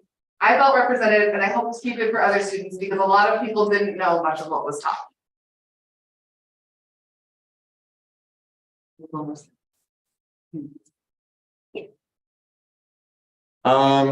Cool. So yeah, a little bit of the student data there as well in terms of their favorite classes so far. And just kind of really once again showing the power of the identity that we are doing.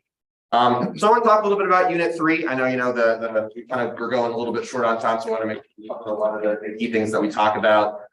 Unit 3 is a really important unit for me in particular, because unit number 3 on the historical origins of systems of power, this really is in a lot of cases for me like kind of a good old fashioned, almost orthodox history unit. We're going to be looking at kind of the older history, pre-1492, up through the 1600s, 1700s, and as Mr. Bowen said a little bit ago, as the department coordinator, ethnic studies falling into this lineup of courses. A lot of the courses that follow ethnic studies, are history courses. And while we, do a lot of relevant skill overlap in ethnic studies with kind of the citing relevant evidence, looking at credibility, to really build in some discipline specific historical thinking skills, historical content knowledge that can better set kids up for a lot of the classes they're going to be taking the next years.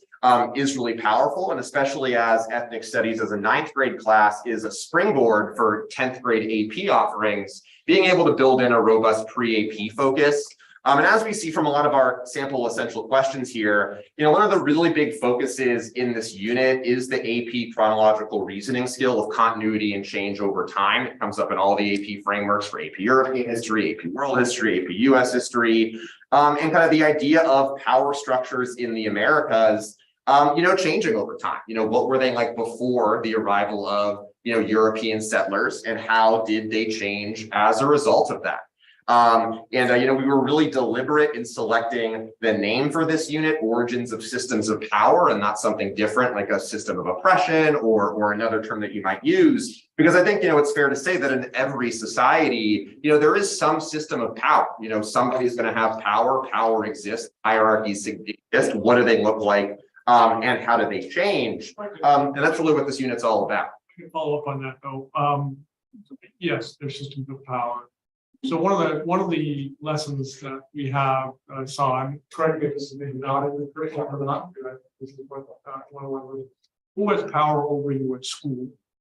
And specifically about Los Altos High School. What is the power structure? What are their responsibilities? Whom do they have power and so on and so on. How does it relate to who has, basically in terms of getting ethnic studies at school in our district, where the ideas come from, how does this relate to who has power? And I guess the way it's phrased, I feel like it's a negative connotation, right? These people have power over you. Instead of the structure we have in place is a decision-making structure that we have in place to make decisions. but it seems to be done in a very negative fashion. That's the way I take it. Like some people have power, instead of this is a decision, body. And there is hierarchy in the school district, as in many other places, a decision making body. I guess the question is, why was it structured this way? What is the benefit of structuring it this way? And could be structured another way? That necessarily in a kind of puts someone in a negative light, like the board or principal, right? For sure. And I can't speak specifically to that lesson because I'm not sure that's a common lesson for all classrooms, but if somebody would like to speak to that. Yeah, I'd be happy to speak to that. Sure. So just a little bit of context. I believe the activity you're referencing is from that very first unit, whereas we explained students learn about how ethnic studies came to be an MVLA. And then, so just precursor, that is unit 1. That particular activity was the civic engagement piece, or one of them, of that unit. And something actually that in all of our social studies courses we try to be deliberate about is introducing vocabulary that students are reinforcing in subsequent units. And in that particular case, right, a system of power was helpful to define that we can then go back to in a later unit, such as unit 3, but look at it in a different historical context. But to be more specific, the goal of that particular activity was simply to understand, and to your point, how are decisions made in a school, right? And so for the students to learn about, first, how can they be involved in their school? There's some prompts there about how can you be involved or, get involved with school clubs or student government. They also learn about, who is the principal? Like these are 9th grade students, right? So who's the principal? What do they do? The assistant principals, it's part of just getting to know who are these leaders in your school district. And then for students, many of them don't really know that there is a school board and kind of what the school board does and the role of the superintendent. So it's really teaching them about just how that is structured. And so that if they want to be more involved or they want to attend a school board meeting or make their voices heard or simply get involved at the school level, that they know how that works. I guess, but so my question is, I guess the way it seems to be put together, though, it's in a, they have power, who has power over you, right? It specifically asks that. And I guess it just, who has power or influence over you. Mm-hmm. So it seems to be, putting a us them type of situation. Mm-hmm. Mm-hmm. Well, I think part of tonight is getting some thoughtful feedback from the board. So I appreciate you, bringing that up. You can certainly, as a course team, kind of look at that. And I think it's, as we've been mentioning, we'll continue to refine activities, maybe adjust, minor things. So I'm glad that you are bringing it up. We can certainly go back and kind of look at the phrasing of the essential question. But what is really important to us and what we'll continue to emphasize is that we want to bring in those opportunities for students to learn more about decision making in their local and democratic community, and to be able to be more involved in that. I mean, I do agree with in terms of understanding how ethnic studies come to be, to learn the process, how it came, the structure of the board, how the board is elected, and I think that's very, very important. The board for civic engagement as well. So I think, I agree with all that. And that's good. I'm glad that we're teaching that. I guess it's just the in terms of the process and how it's being done.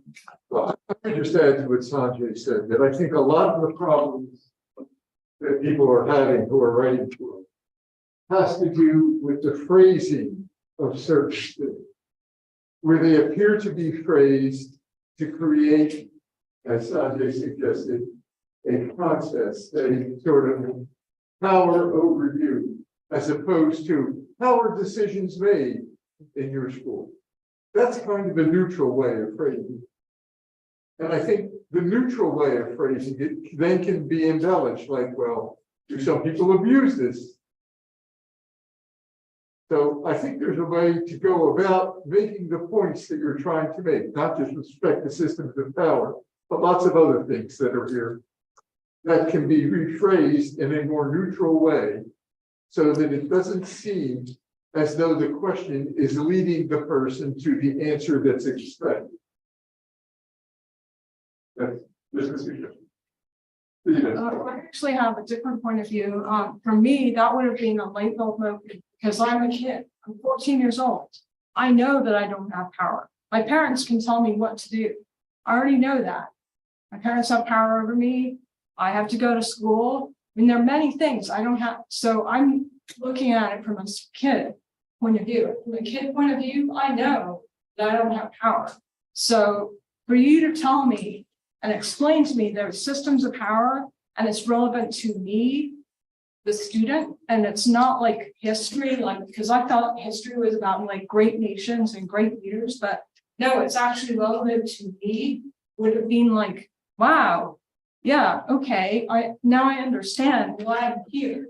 So to me, that, rather than being like, I object to it, I think, oh, that actually makes this class relevant to me, because now I understand that, yes, I mean, I think looking at from an adult point of view, sure, you can say, well, you know, it's decision making and blah, blah, blah. But I think as a child, I mean, we're talking about 14-year-olds, and I have to look at it from a 14-year-old perspective.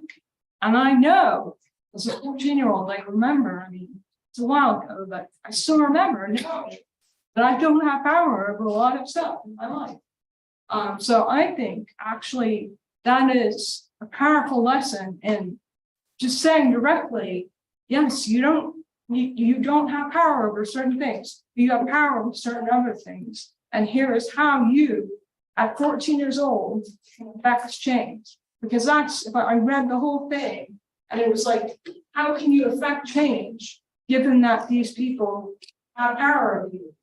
And I was like, okay, this makes history now like something that I can relate to. So I'm like, keep on doing that for me. I want to say I'm kind of on Theta's camp on this, is that I was thinking about when I was 14, I was pretty much just a true teeny bopper, you know, and I'm just kind of floating around and not paying attention to what, well, certainly not history and not very many political or any kind of events going around. I was in my own little bubble, and to actually discuss things like that. Oh yeah, it's not just like my mom having power over me. It's like there's whole, and the important word to me here is systems. It's the system. There's a structure that goes with this thing, and you're going to run into this all the time. You need to know the system. You need to know who the principal is. You need to know who your representative in Congress is. You need, because, and maybe the word power is the one that's a little bit hard for people to work with, but that's the problem with words, right? Is that we all have a different way of thinking about it. But I think some people that read this curriculum that sent us emails also felt like we were too much on the victim and the oppressor point of view when you talk about power. Like the oppressor is the power and the victim is the person that the power is over. So, and then in some of the other groups like slaves and stuff like that, how do you address that and address the fears of people that were talking too much about an oppressor versus a victim? For sure. And I think that, that's a really important point. I think a couple of things that I want to, emphasize, to get at all these points is like, one, the intention of this unit is to not demonize power, because we want our students to feel power. We want them to feel that they have power. So it's not a matter of like power is bad. And then secondly, that this unit really is mostly historical focused. And I think the broader purpose of having it be mostly historical focused was because we thought these were going to be controversial ideas, and we wanted it to be a little bit depersonalized. We didn't want to introduce a system of power talking about something that's literally affecting their daily life right now. It's easier for freshmen to have conversations when it was something that happened in, 1490 or, 1570. It's a little bit farther back from the personal. So a lot of the contemporary connections that are being brought up, kind of those modern pieces, are kind of supplementary modern connections to other larger learning objectives, just like a teacher might bring in a modern connection, to World War II. Maybe you're doing a lesson on World War II, you're talking about appeasement, you're talking about Nazi Germany's aggression, and then you build in a connection to Ukraine today, how the international community's to Vladimir Putin is trying to learn from the mistakes of 1939 to like not appease and to, you know, draw that kind of line in the sand saying, don't do this. And I think that, you know, for ethnic studies, those contemporary connections just look a little bit different, you know, because they're going to be looking at, you know, things that are going to be inherently a little bit more controversial because the systems of power that affect our students are going to be different in terms of the personal impact than, you know, the war in Ukraine on the average student. You know, obviously the war in Ukraine has clearly impacted a large part of our students from that region of the world, but, you know, not the same as, say, talking about, you know, schools and institutions of power. And I do want to really stress the point that you were bringing up of trying to not have the victim oppressor narrative through all points and kind of move us onto this slide here. You know, one of the things that we really heard from the community surrounding origins of systems of power is they were very, very kind of tired of seeing the first time certain civilizations of color were introduced. They're introduced as subservient through being colonized by Europeans, destroyed by European imperialism. You know, that these civilizations have, you know, proud histories, have unique systems of power of their own. And when we really explore, you know, this curriculum and this content, you know, we see that we really do spend a substantial amount of time talking about pre-colonial civilizations in places like Africa, places like Mesoamerica, you know, places like, you know, North America.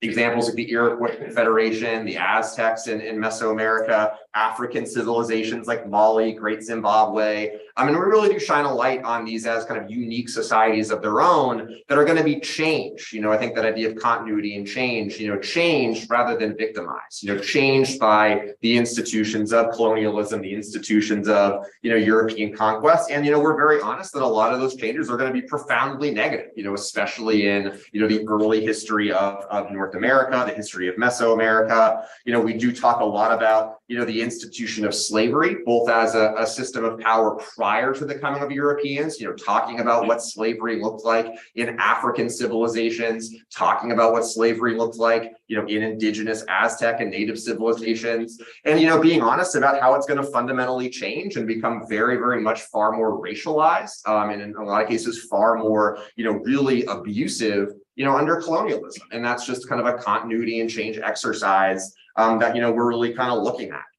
You know, to kind of give an example of, you know, what this might look like in terms of a lesson, you know, what native societies existed in the Americas prior to the arrival of Europeans, how did they change as a result of Europeans? You know, as I said before, this is an example of how we got to look at, you know, institutions in North America, like the Iroquois Confederation, native Bay Area tribes, like the Ohlone people. So people actually understand who was in Mountain View prior to, you know, the coming of European settlers here, you know, folks like the Aztecs. We talk about slavery, we talk about their institutions, we talk about their power structures, how their societies are functioned or organized, and we talk about how they change, you know, oftentimes through a lot of the really nasty things that were mentioned. You know, we do talk about topics like genocide, we do talk about topics like white supremacy, including in terms of, you know, what it looked like specifically in 1492 and how that's going to be different than what it looks like today because of just the degree of what racism was like in 1492 being very different from what racism is like today. I mean, it's part of setting students up to have those conversations to understand how ideas change over time. And I believe that you asked the question earlier about white supremacy and the definition that we decided on. And I believe it was a society that was dominated by the interests of people that identify as white.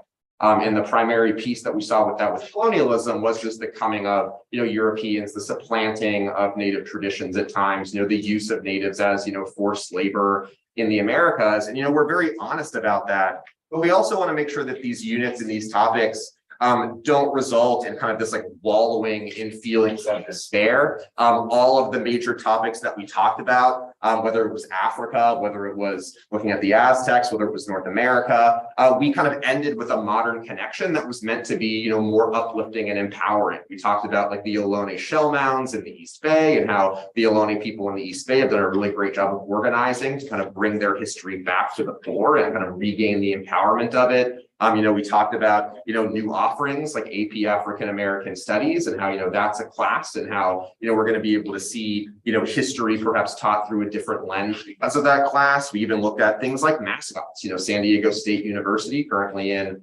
the the basketball tournaments. I'm not a big basketball guy, but the Aztecs are their mascot, and what that looks like, and kind of controversy surrounding the Aztec as at times a racist mascot they've had with the Monty Montezuma thing.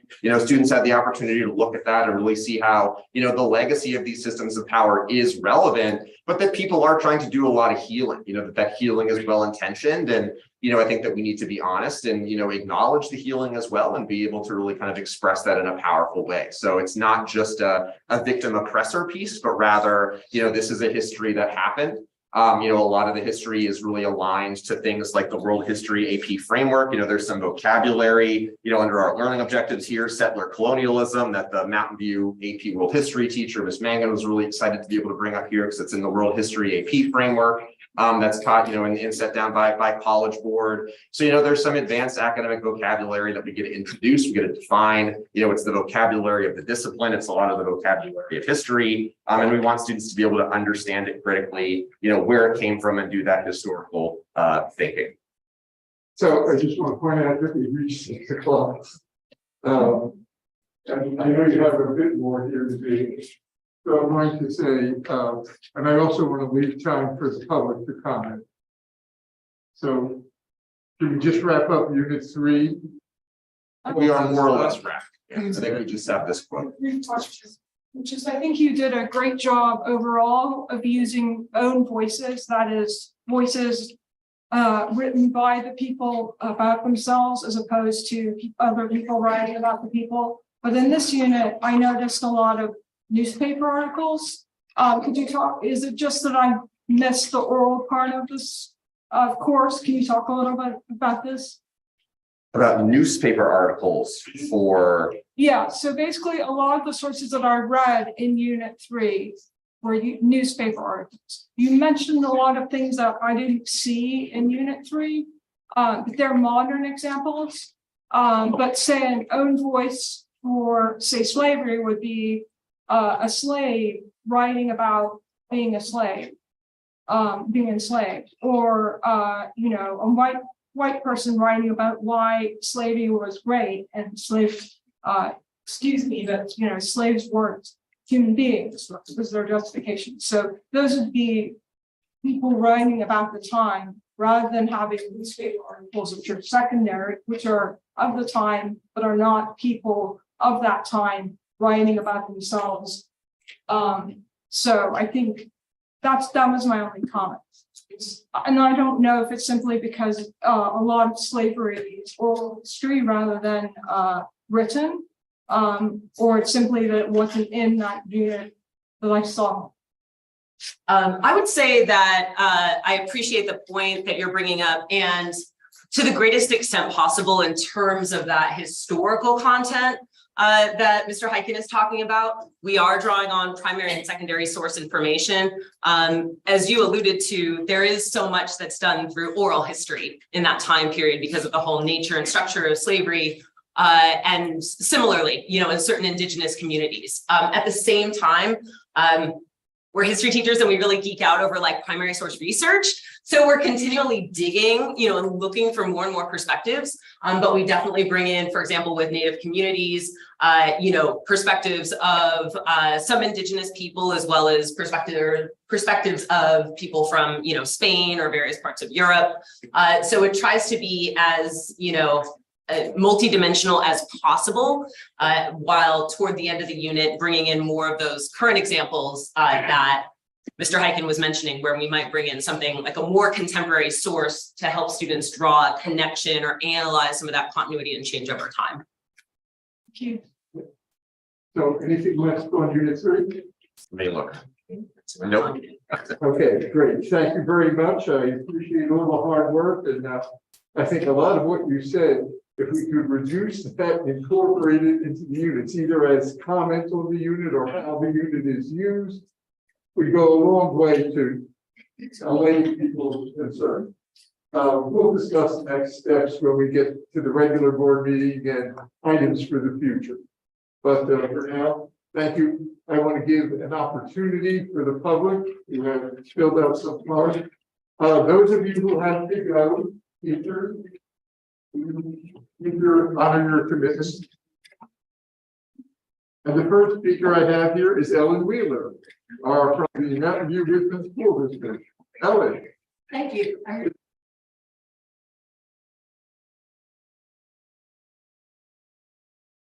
My brother's.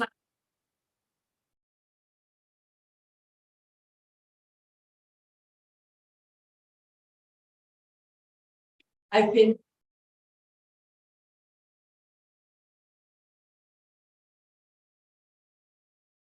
Remember.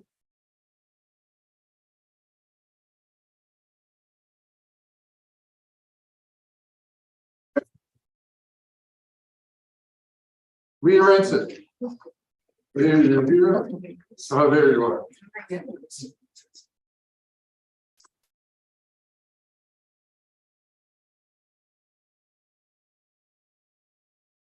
And there's a kid.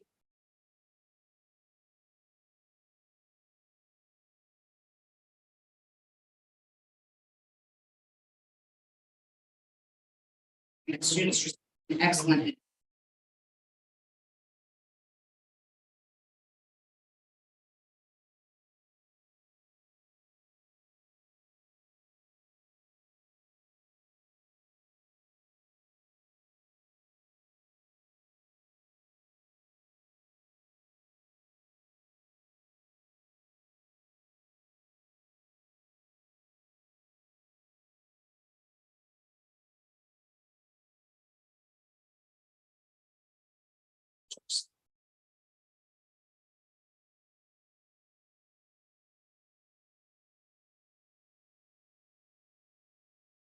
Peter.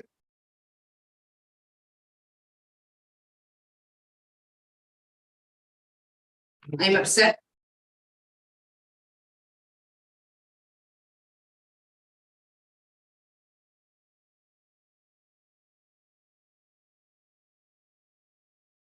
Throughout you. The only thing.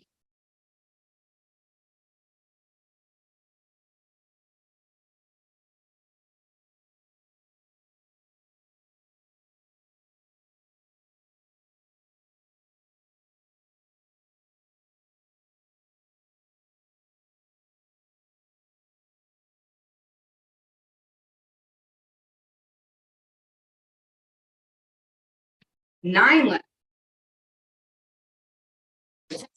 Which is a mark in that education only for the and design. Ethnic mind. There is not a single lesson.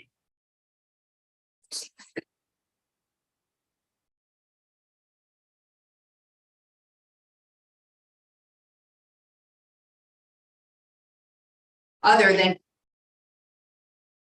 the 19th.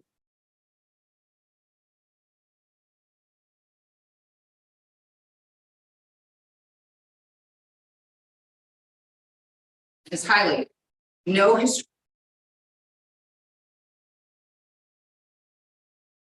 Nation. Because that.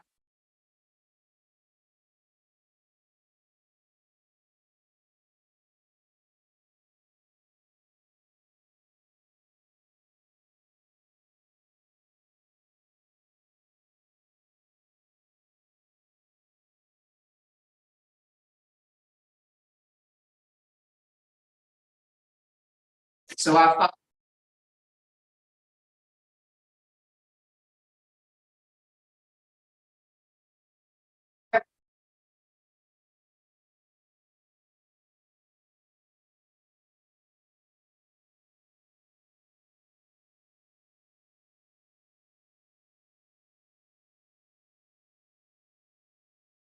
impact.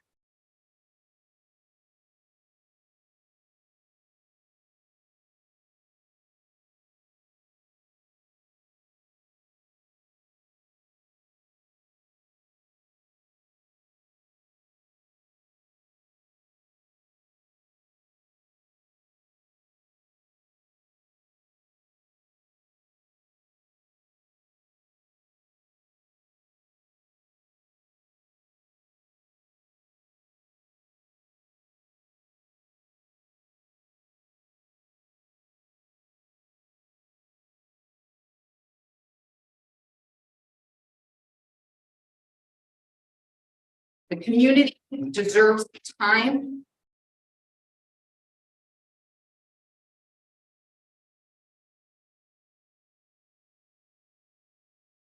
Thank you. Okay, our next speaker is Vadim Peck.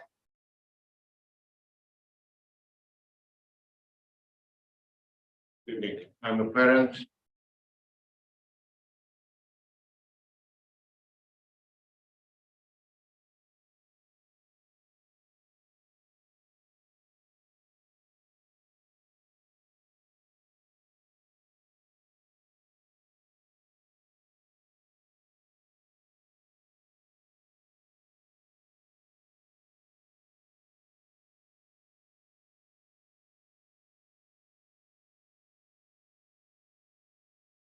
The youngest.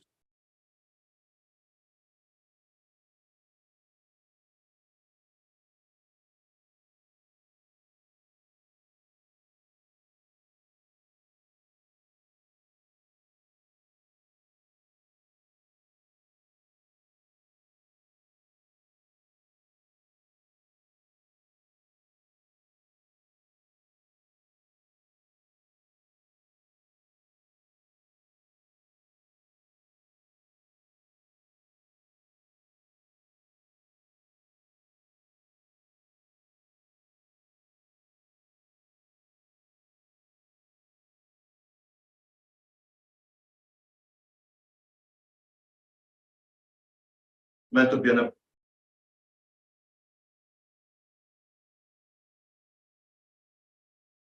Became a doctor.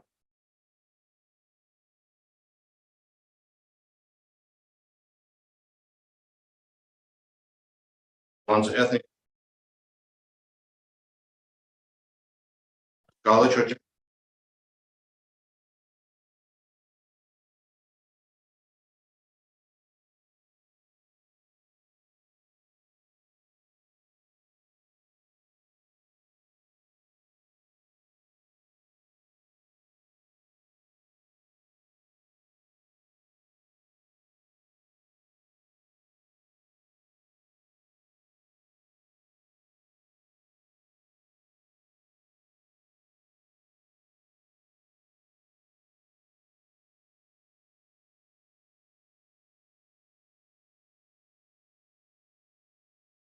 Because.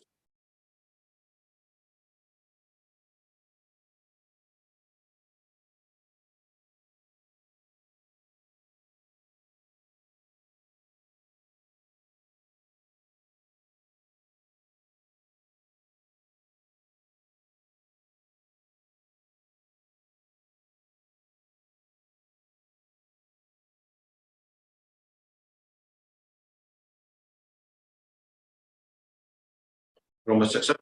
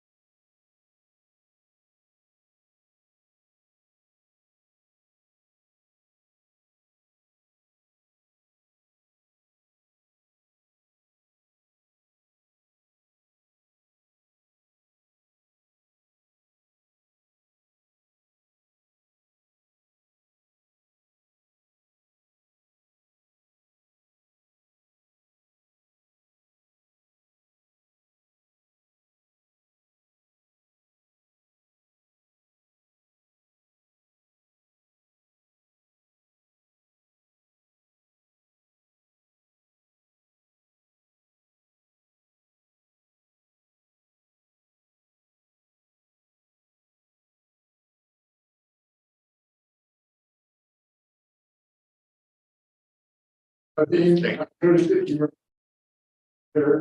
remarks. Could you please send an email Absolutely. with those remarks as you stated? Yeah.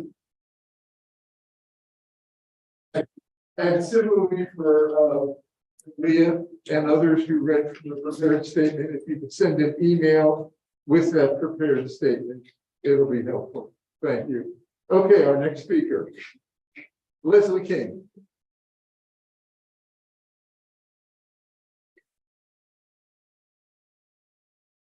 Try to keep to the 3-minute limit. Please. I'm sorry. Try to keep to the 3-minute limit, please.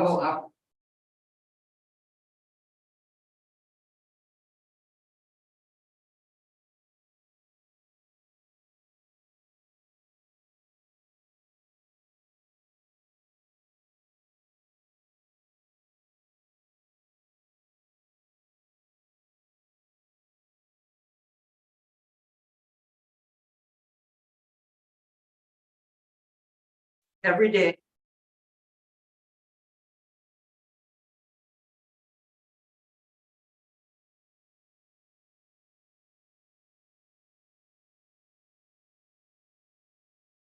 In this.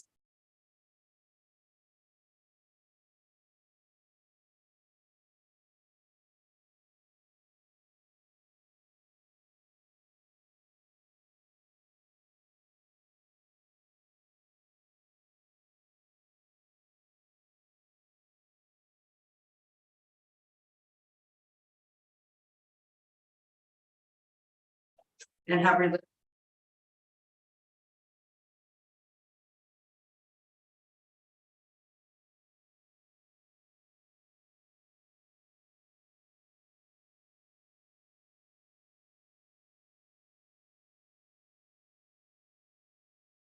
danger and the react.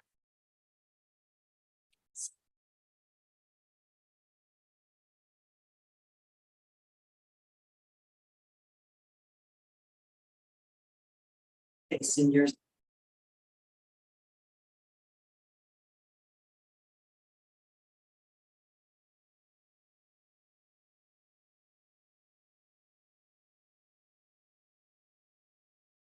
My husband.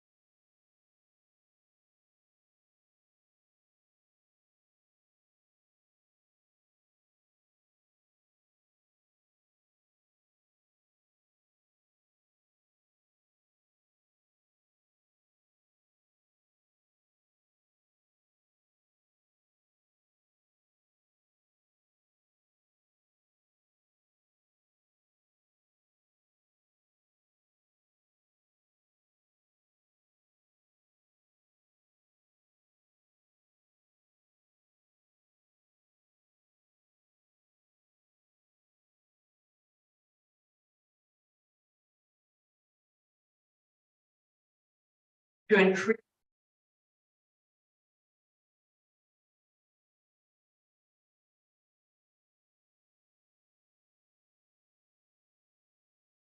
Is great. Thank you. Rebecca Levin.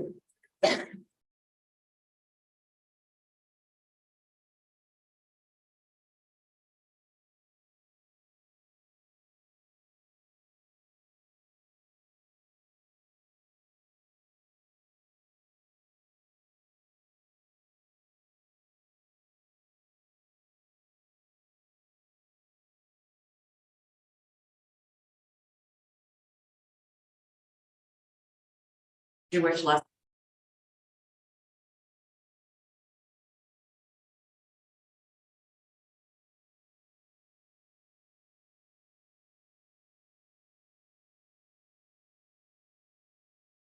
Swastika.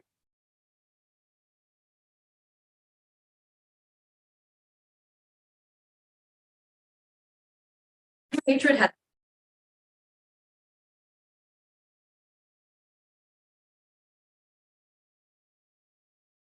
All Judeo. For the refusal. Jew or scientific.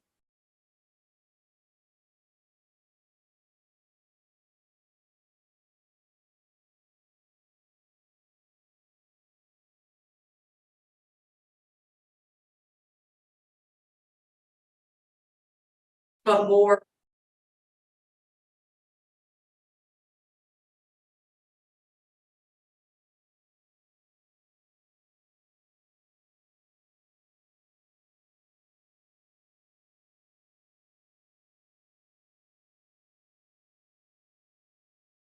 R8.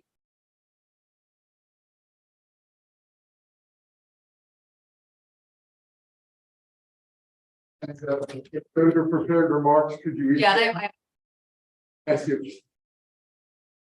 Raymond White.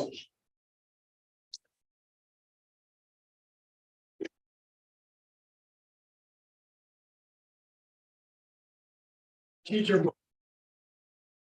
I'm Raymond.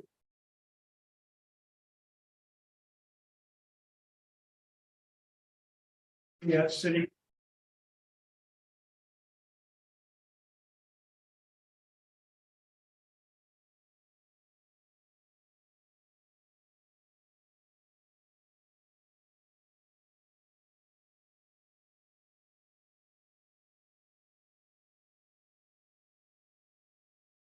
That they were. And reform.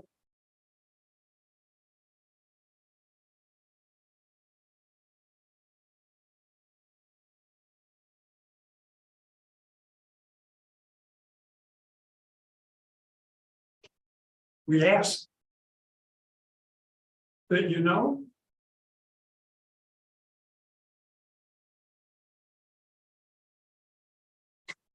And. And I.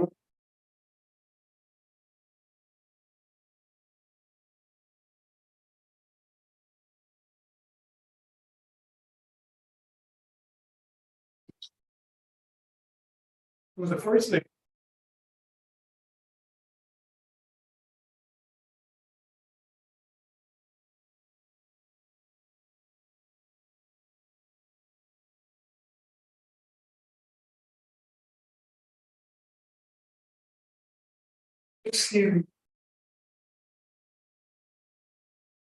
Program has.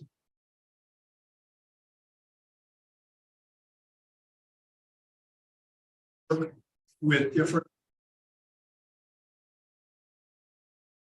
In teaching.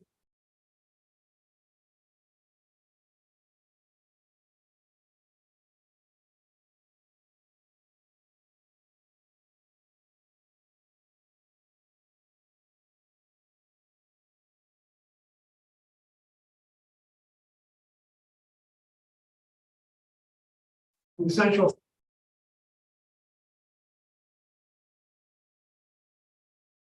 Is a phone.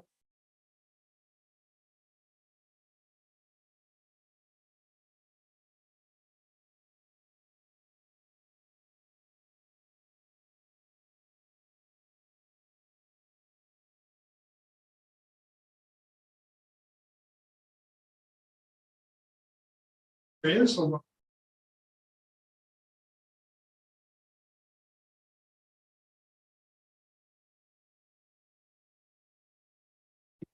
At the extent. Says.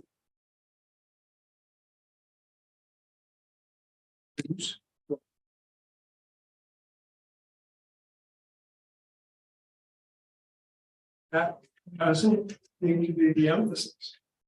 A review.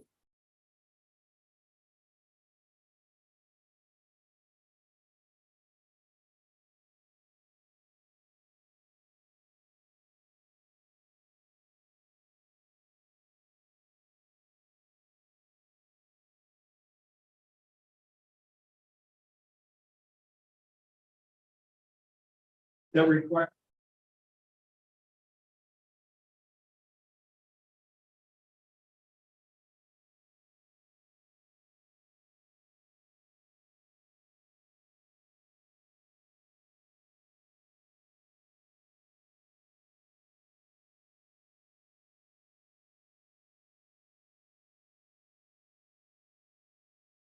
Hey, thank you, and if you have any prepared remarks, please email. Yes. Thank you. And The sound on YouTube was going in and out, so if anyone is listening in. Nothing. online, sure, we will have a transcript. yeah, we have the transcript, let's see. Yes, so we'll do. Good. Next speaker is Sophia Caramano. Gonna stand directly behind this. Hello, my name is Sophia Caramano. I am the World Studies team leader at Mountain View High School. I've taught ninth graders for all 16 years that I've been with the district. I'm a national board certified teacher, and I've been an instructor for 26 years. Those are my credentials to speak on the topic. I have also served on the Ethnic Studies Planning Committee when we were selecting the content that you are reviewing today. And this experience gives me a unique perspective on what content is appropriate for the average freshman. What I have found in nearly 3 decades of teaching is that students are ready and eager to speak frankly about the world they see around them. They want to see themselves in the curriculum. They want to learn about and celebrate the accomplishments of people who came before them. But those accomplishments don't mean the same when we don't teach the context. Ed Lee becoming mayor of San Francisco doesn't hit the same if you don't know that Chinese Americans were legally excluded from non-service jobs in the 19th century. Oppression is a part of our history, but we can't pretend it doesn't exist. We can't that make our country great, but we have to do so wisely and with a full understanding of how hard it is to contribute in certain situations. Our students want to know how we got here. They want to understand why behind the way the world works today. They're also ready to tackle very difficult content. We covered slave trade and imperialism and Marxism. We teach being oppressed because that happened and lifted up by others because that happened too. And we already discussed the ways that this has been done in history, both positive and negatives, ready for this content. They will not be overwhelmed by it. And while my students may still be young enough to think they can get away with playing electronic chess in class, they are absolutely old enough, academic enough, and nuanced enough in their thinking to have deep, rich conversations about what it means to see injustice in the world and to choose to do something about it. It's not my place to pick these causes for young people, nor is it my place to influence them towards action. But it is absolutely my place to teach them what they can do if they see something in the community that doesn't match their own values, and to teach them what others have done before them. That, after all, is the nature of our democracy. People choosing the rules by as a community. I'll finish there.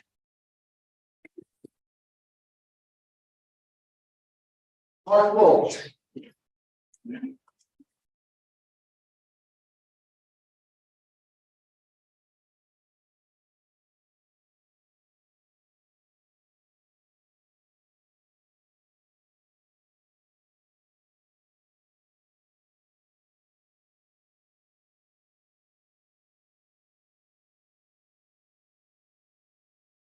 Consultant.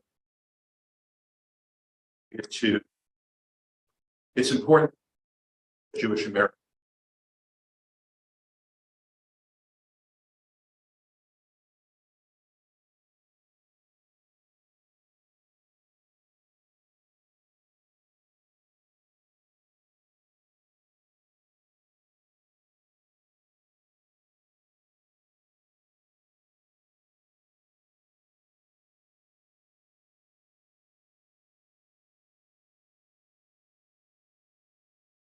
I was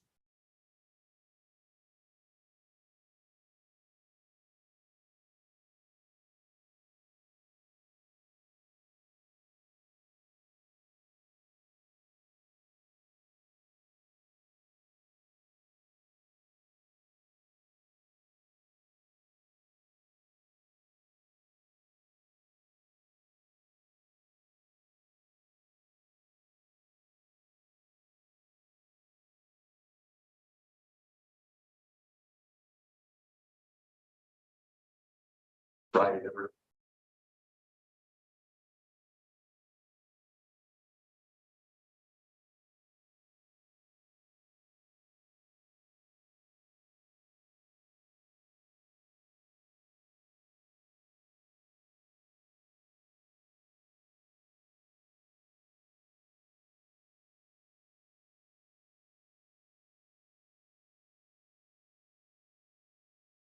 He said his.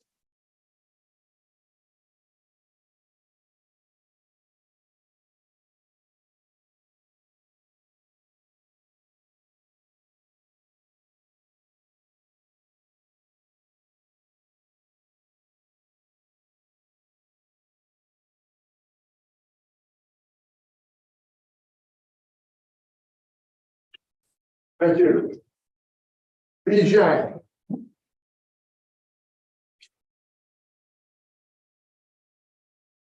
Hi, my name.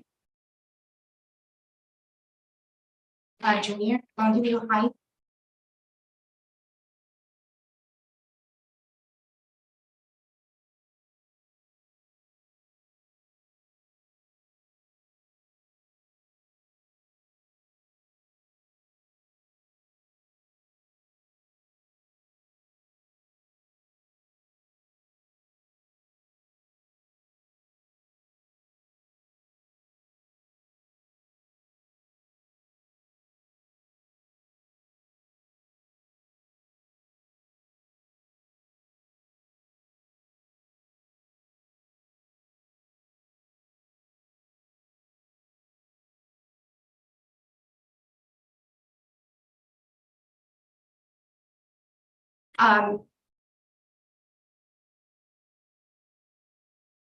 Once I.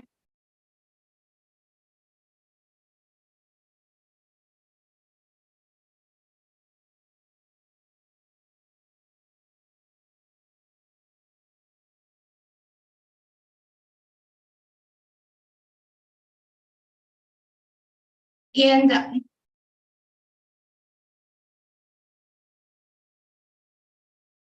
material.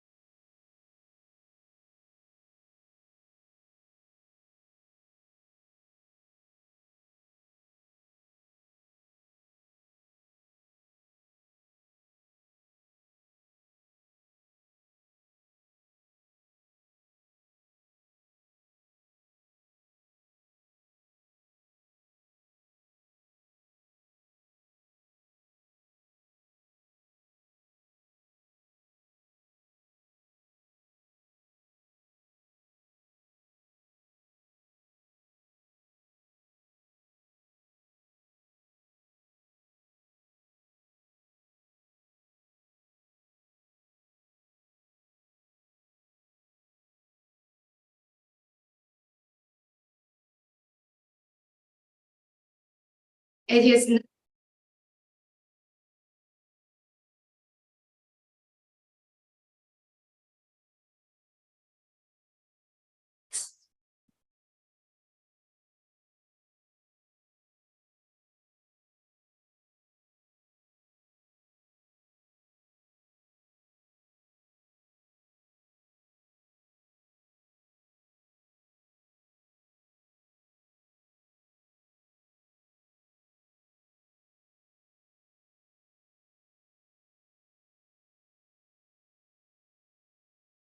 English teacher.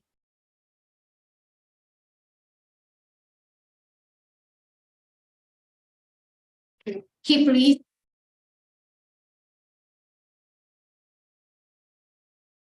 Promote unity.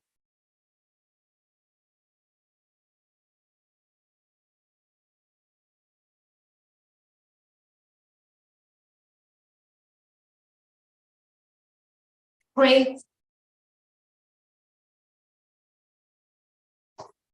As if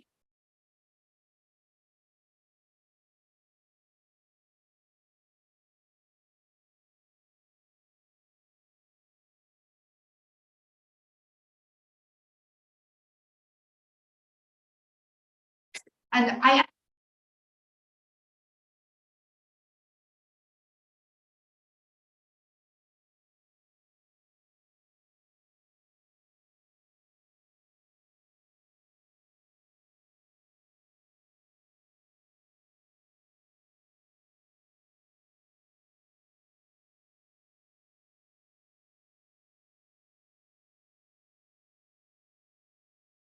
Thank you.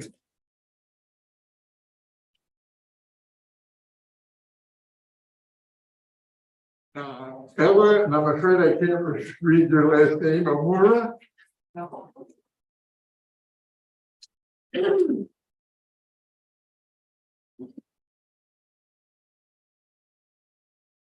Then and an operator out of Southwest High School. I feel like that I offer a very unique perspective.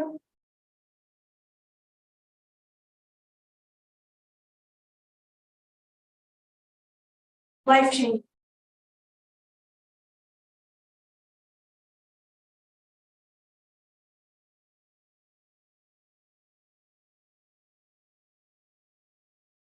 What is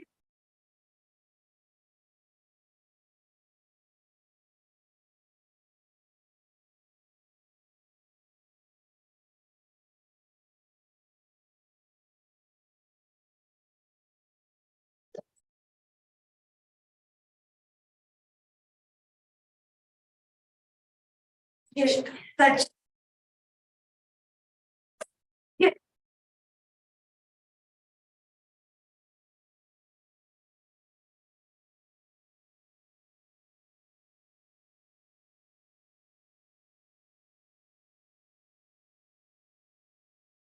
wonder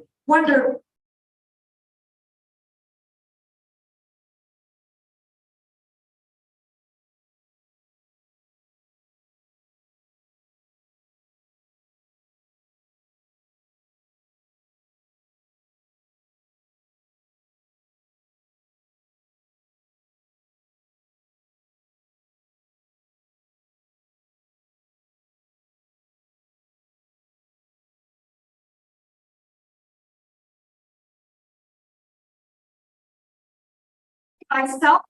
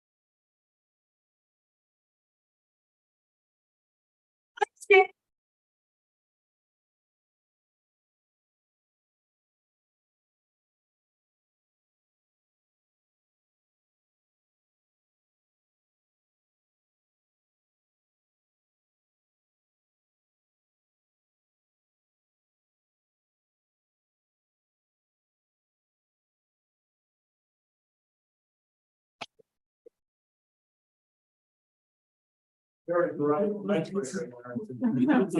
pretty impressive. Okay, and our next speaker is Ellen Rector.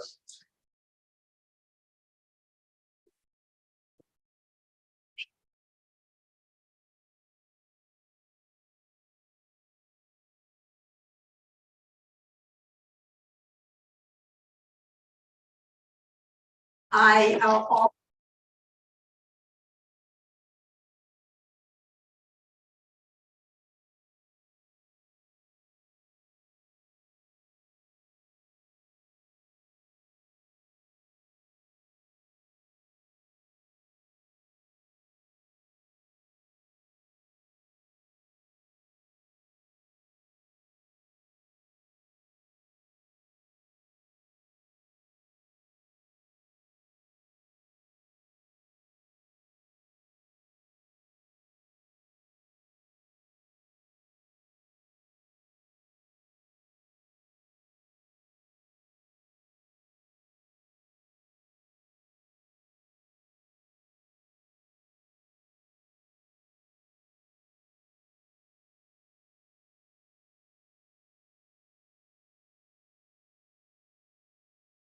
presser, one mark.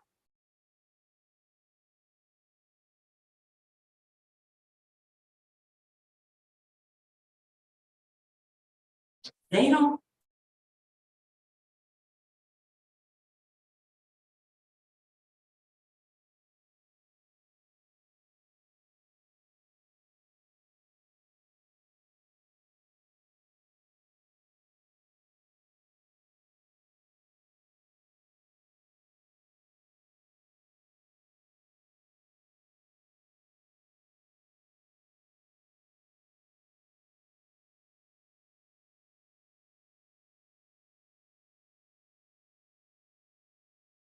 Of their.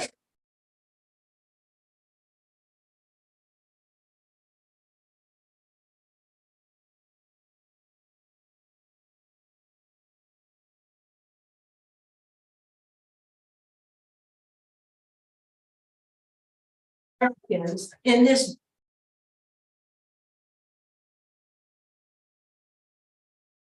That. Is.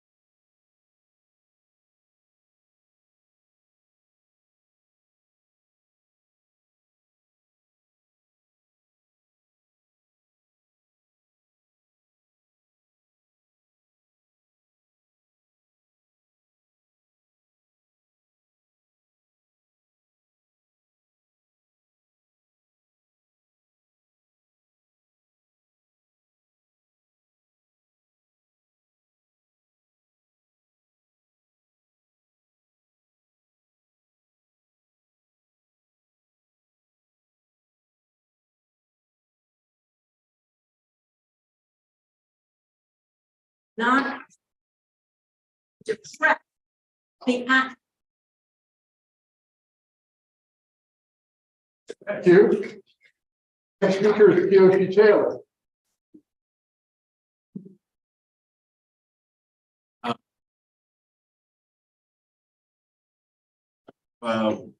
Just.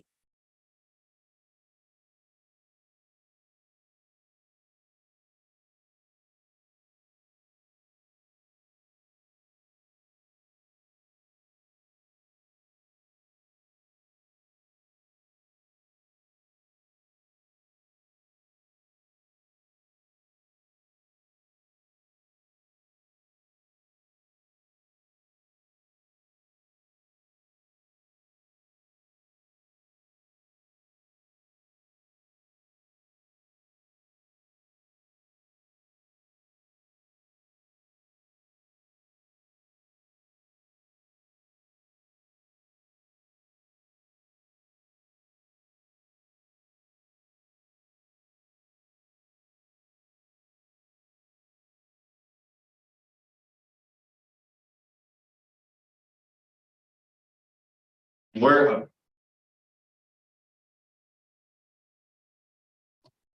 It's one thing.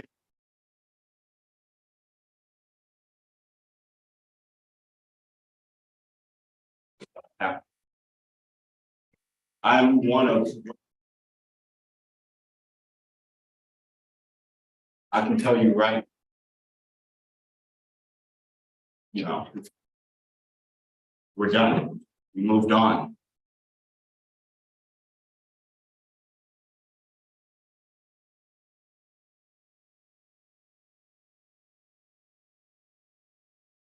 There are over.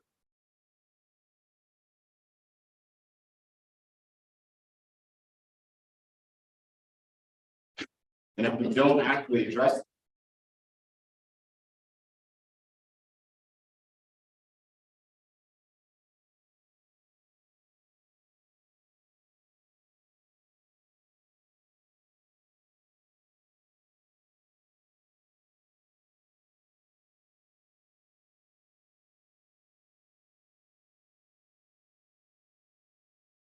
You help pay.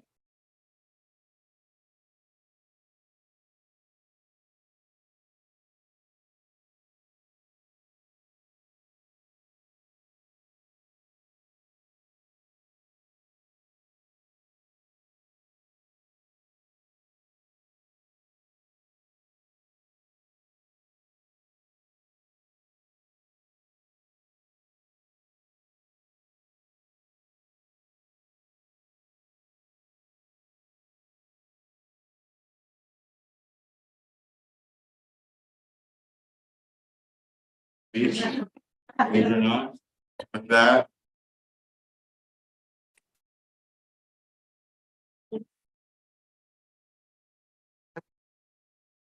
The grand finale belongs to Kevin Moon. Hi, Kevin.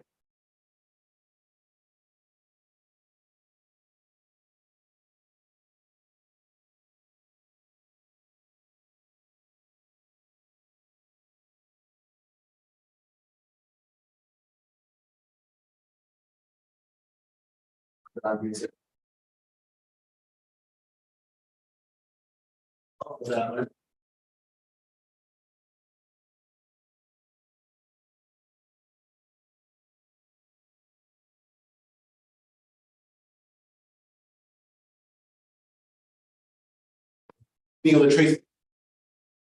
Be able to learn. Continue to learn.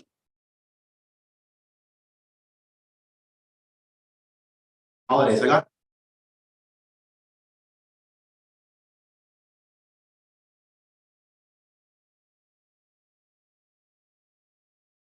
Parents for two.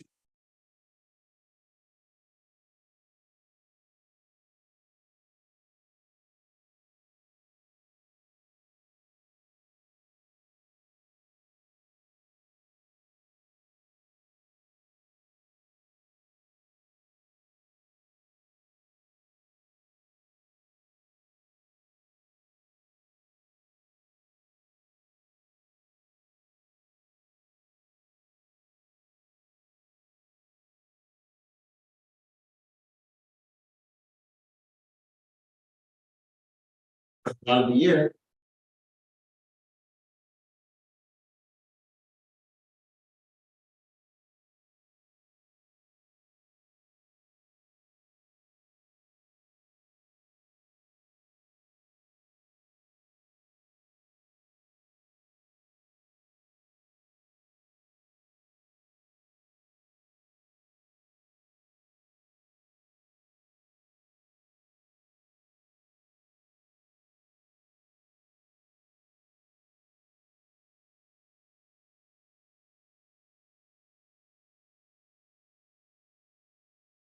Thank you very much.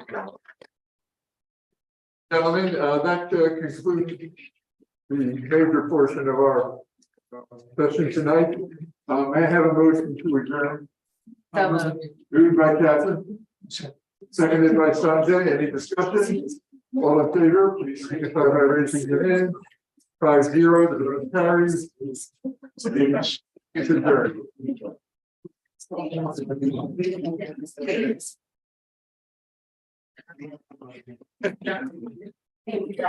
Thank you.